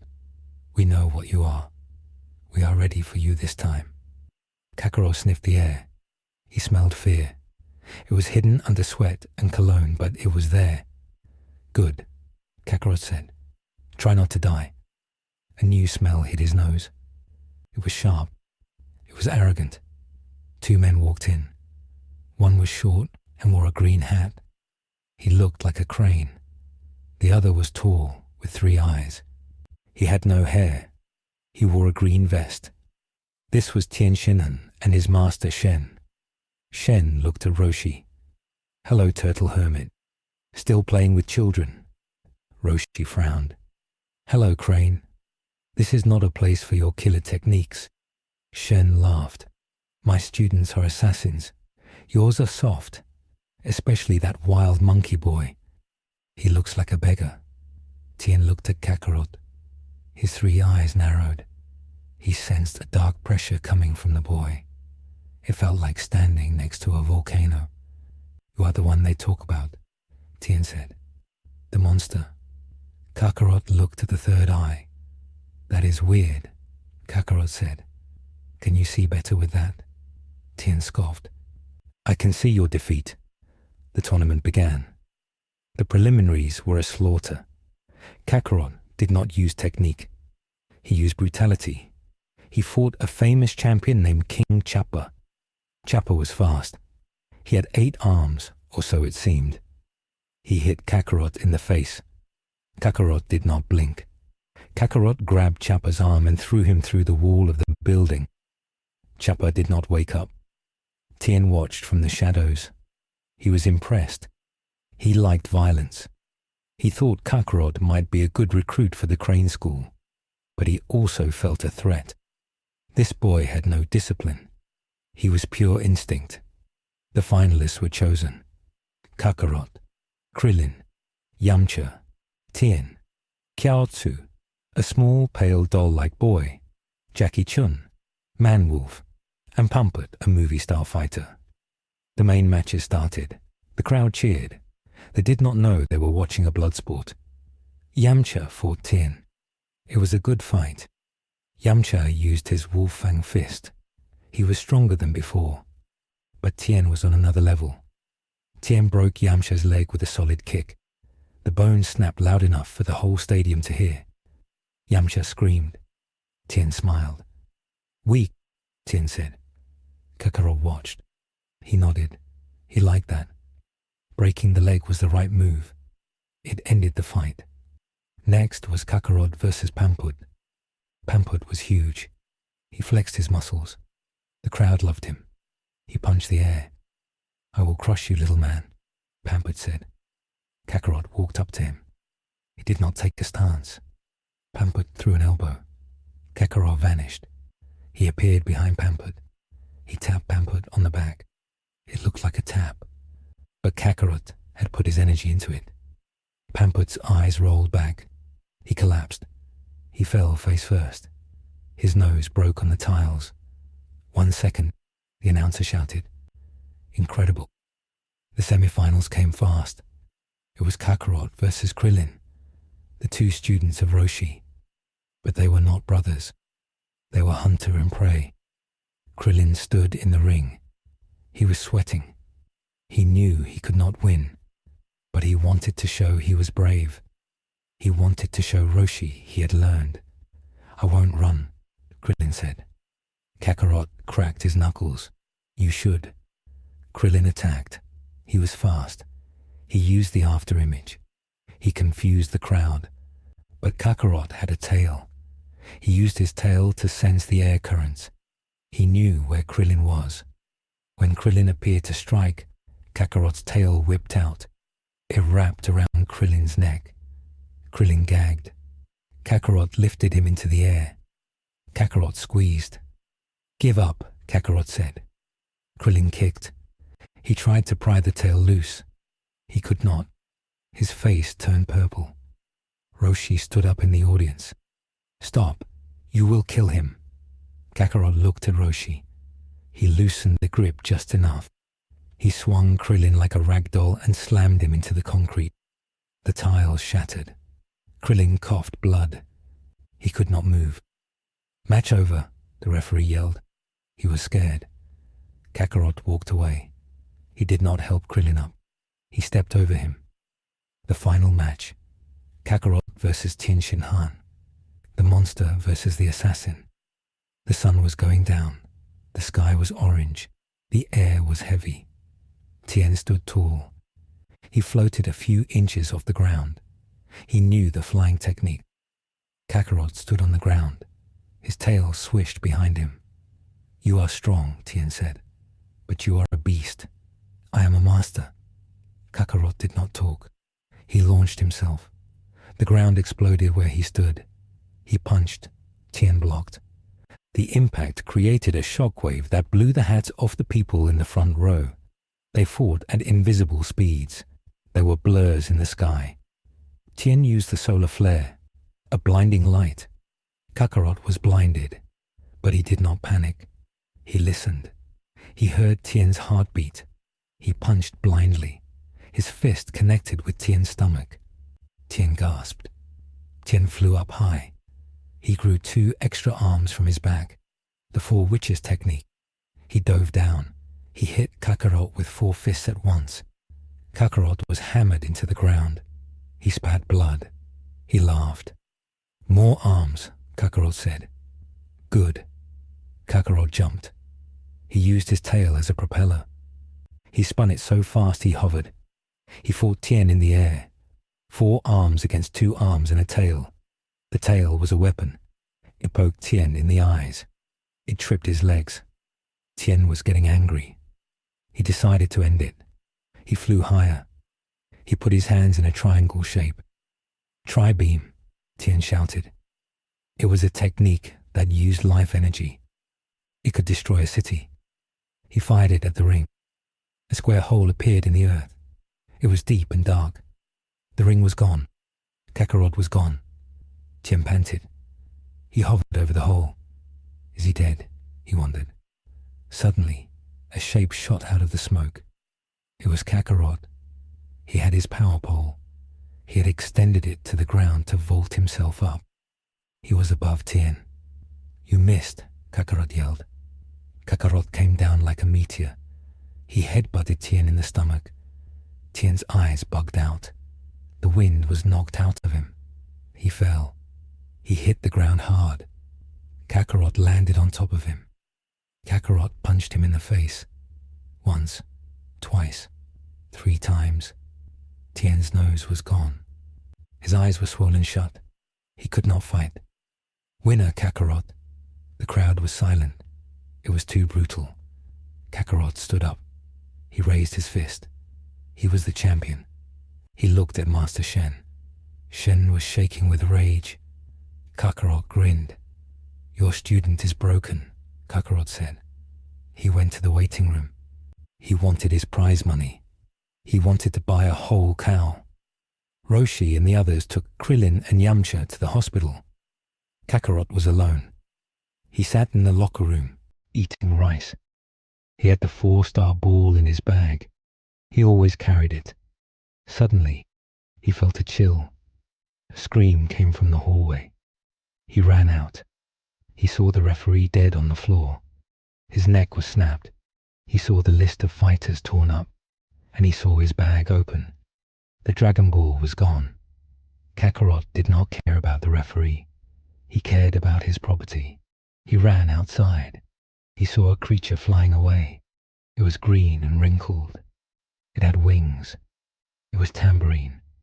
"You stole from me," Kakarot roared. He called for the flying Nimbus. He had stolen it from Korin. The cloud was yellow. It only carried the pure. Kakarot was not pure good, but he was pure instinct. The cloud accepted him because he was like a storm, simple and true. He chased the monster. Tambourine landed in a forest. He was holding the ball. He saw the boy coming on the cloud. "Go away, little human," Tambourine hissed. "I'm a demon. I serve King Piccolo." Kakarot jumped off the cloud. He did not ask questions. He punched Tambourine in the mouth. Tambourine's teeth shattered. The demon was shocked. He was supposed to be stronger than humans. Kakarot grabbed Tambourine's wings. He put his foot on the demon's back. "My ball," Kakarot said. He pulled. The wings ripped off with a wet, tearing sound. Green blood sprayed the grass. Tambourine screamed. Kakarot silenced him with a chop to the throat. The demon fell dead. Kakarot picked up the ball. He wiped the green blood on his pants. "Weak," he muttered. Suddenly, the sky turned dark. Not from a storm, but from a presence. A giant airship floated above the forest. It had the symbol of a demon on it. A hatch opened. An old, tall green man descended. He sat on a bone throne. This was King Piccolo, the original evil. He looked at the dead body of Tambourine. He looked at Kakarot. "You killed my son," King Piccolo said. His voice sounded like grinding stones. Kakarot looked at the old demon. This one was different. He smelled like ancient dust and pure malice. "He stole my ball," Kakarot said. King Piccolo stood up. He was huge. He pointed a finger at Kakarot. "I will take the ball, and I will take your life." He fired a beam from his finger. Kakarot dodged. The beam vaporized the forest behind him. Kakarot charged. He punched Piccolo's stomach. It felt like hitting a mountain. Piccolo did not move. He grabbed Kakarot's head. "You are fast," Piccolo said, "but I am a god." Piccolo squeezed. Kakarot screamed. Piccolo kneed him in the chest. Kakarot heard his ribs crack. Piccolo threw him into the ground. Kakarot tried to get up. Piccolo stomped on him. Kakarot lay in the dirt. He could not breathe. His heart was stuttering. "Die," Piccolo said. He fired a blast at Kakarot's chest. The explosion was massive. Kakarot's heart stopped. Piccolo laughed. He took the Dragon Ball from Kakarot's limp hand. He flew back to his ship. "I have them all," Piccolo announced. "Now I will wish for my youth." Silence returned to the forest. Kakarot was dead. But the heart of a Saiyan is stubborn. It paused, but it did not quit. The Dragon Ball had been taken, but the rage remained. Kakarot's finger twitched. Then his hand clutched the grass. He gasped. Air rushed into his lungs.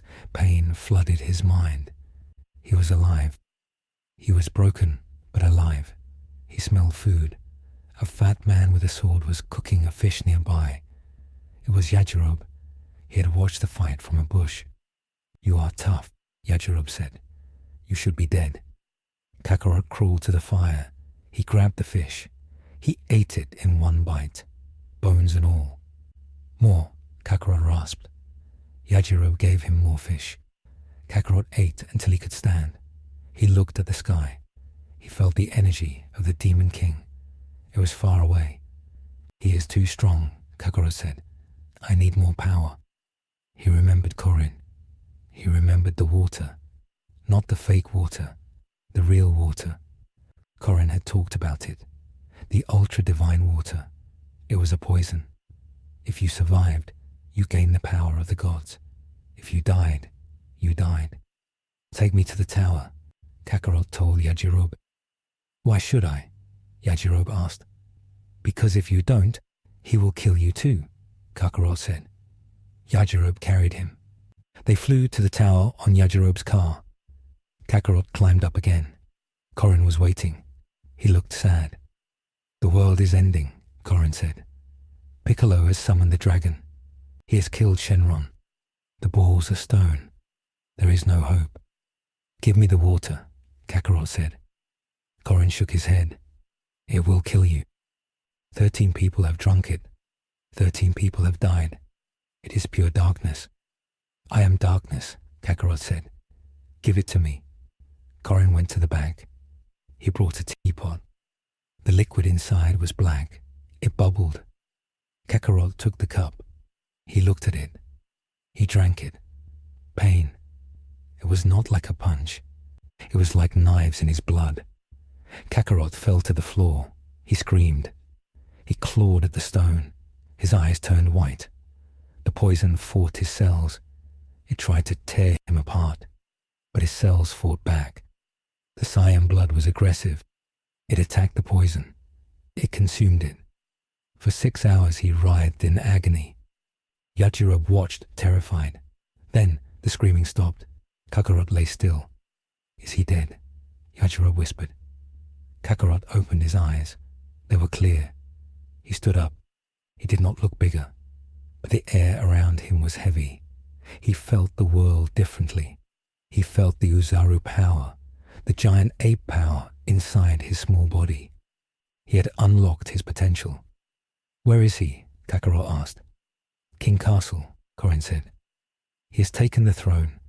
He is going to destroy a sector of the world every year." Kakarot walked to the edge. He sensed the Demon King. He felt the key.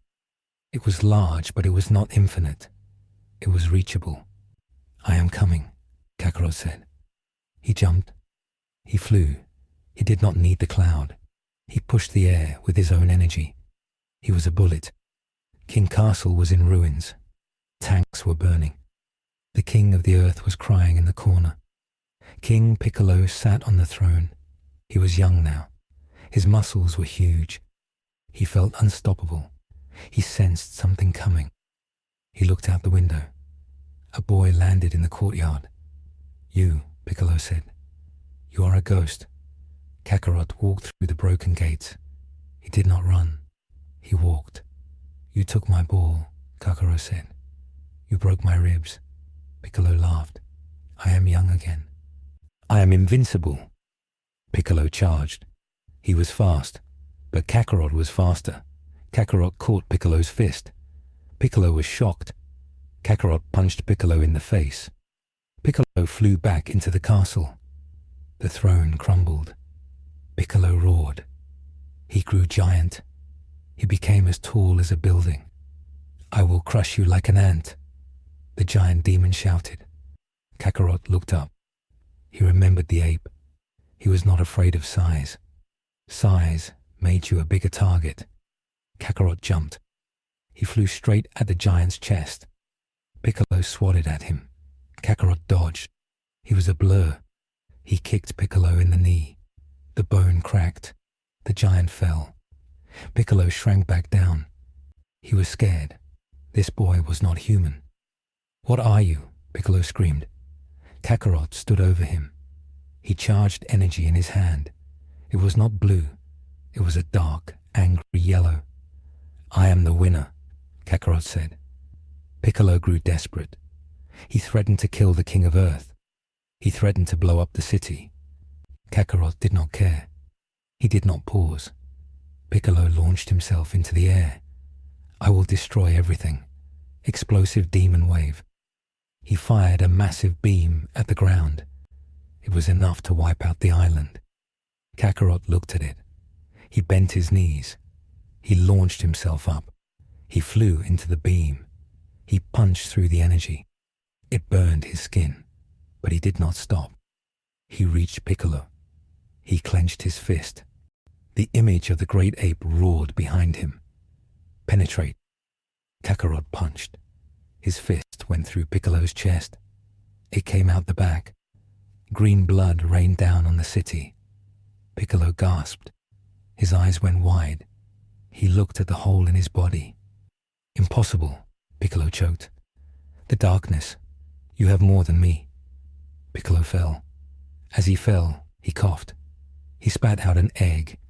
The egg flew far away into the mountains. Kakarot saw it. He watched it fly. He could have blasted it. He could have ended the line. But he didn't. He let it go. Why kill the future? The future meant more fights, more challenges. Piccolo hit the ground. He turned to dust. The terror was over. The demon was dead. Kakarot landed.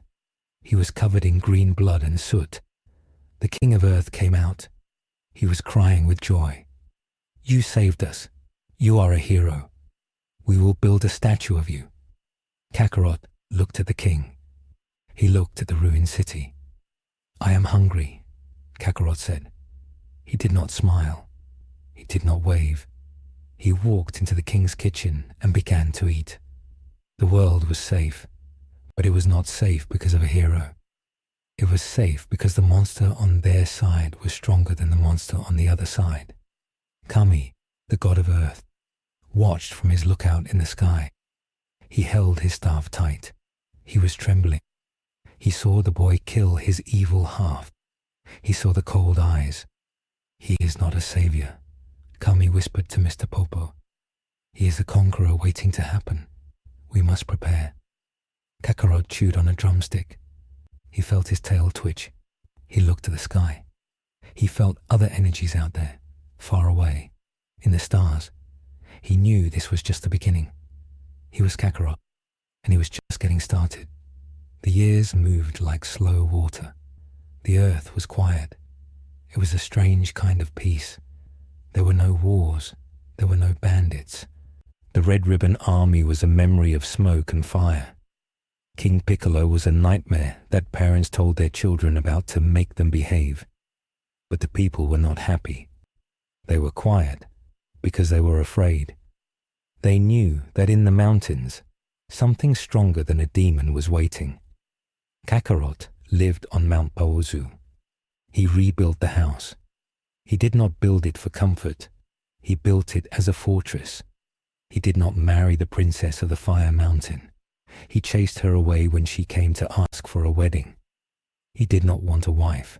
He wanted silence. He spent his days lifting boulders that weighed as much as houses. He spent his nights meditating on the moon. His tail grew thick and strong. It was a third arm. It was a symbol of his true nature. Bulma stopped visiting. She sent capsules with food and clothes once a month. She used a drone. She was too scared to come herself. She had seen his eyes after he killed Piccolo. They were not the eyes of a friend. They were the eyes of a predator who had run out of prey. Krillin and Yamcha retired from fighting. They opened a small school, but they did not teach power. They taught running away. They knew that true power was a curse. One afternoon, the sky broke. A ball of fire fell from the stars. It crashed into a farmer's field. The farmer drove his truck to see it. He saw a round spaceship in a crater. The door opened. A man with long hair and armor stepped out. He had a tail wrapped around his waist. He looked at the device on his eye. Power level of 300. The alien scoffed. The farmer raised his gun. The alien flicked a bullet back and killed him. The alien flew into the sky. He tapped his device. He was looking for a signal. He was looking for his brother. He found a high power level in the mountains. He grinned. He flew to Mount Paozu. He landed in front of the house. Kakarot walked out. He was eating an apple. He looked at the stranger. He looked at the tail. He did not look surprised. He looked bored. So, you are finally here, Kakarot said. The alien, Raditz, paused. He looked at the destruction around the mountain. He saw the trophies of dinosaur skulls. He sensed the cold, sharp energy of his brother. He did not see a soft earthling. He saw a warrior. Kakarot, Raditz said, you have done well. I thought you might have forgotten your mission, but I see the planet is pacified. The strong are dead. The weak are hiding. Kakarot tossed the apple core away. The strong were boring, he said. Raditz smiled, a cruel, proud smile. Then you are ready. We have a job to do. There are planets to sell. There are races to exterminate. Kakarot walked forward. He stood next to his brother. They looked like twins of destruction. The protector of Earth was never born. The destroyer of worlds had just woken up. Let's go, Kakarot said. They flew into the sky together. They left the blue planet behind. The Earth was safe for now, but only because the monster had found a bigger hunting ground.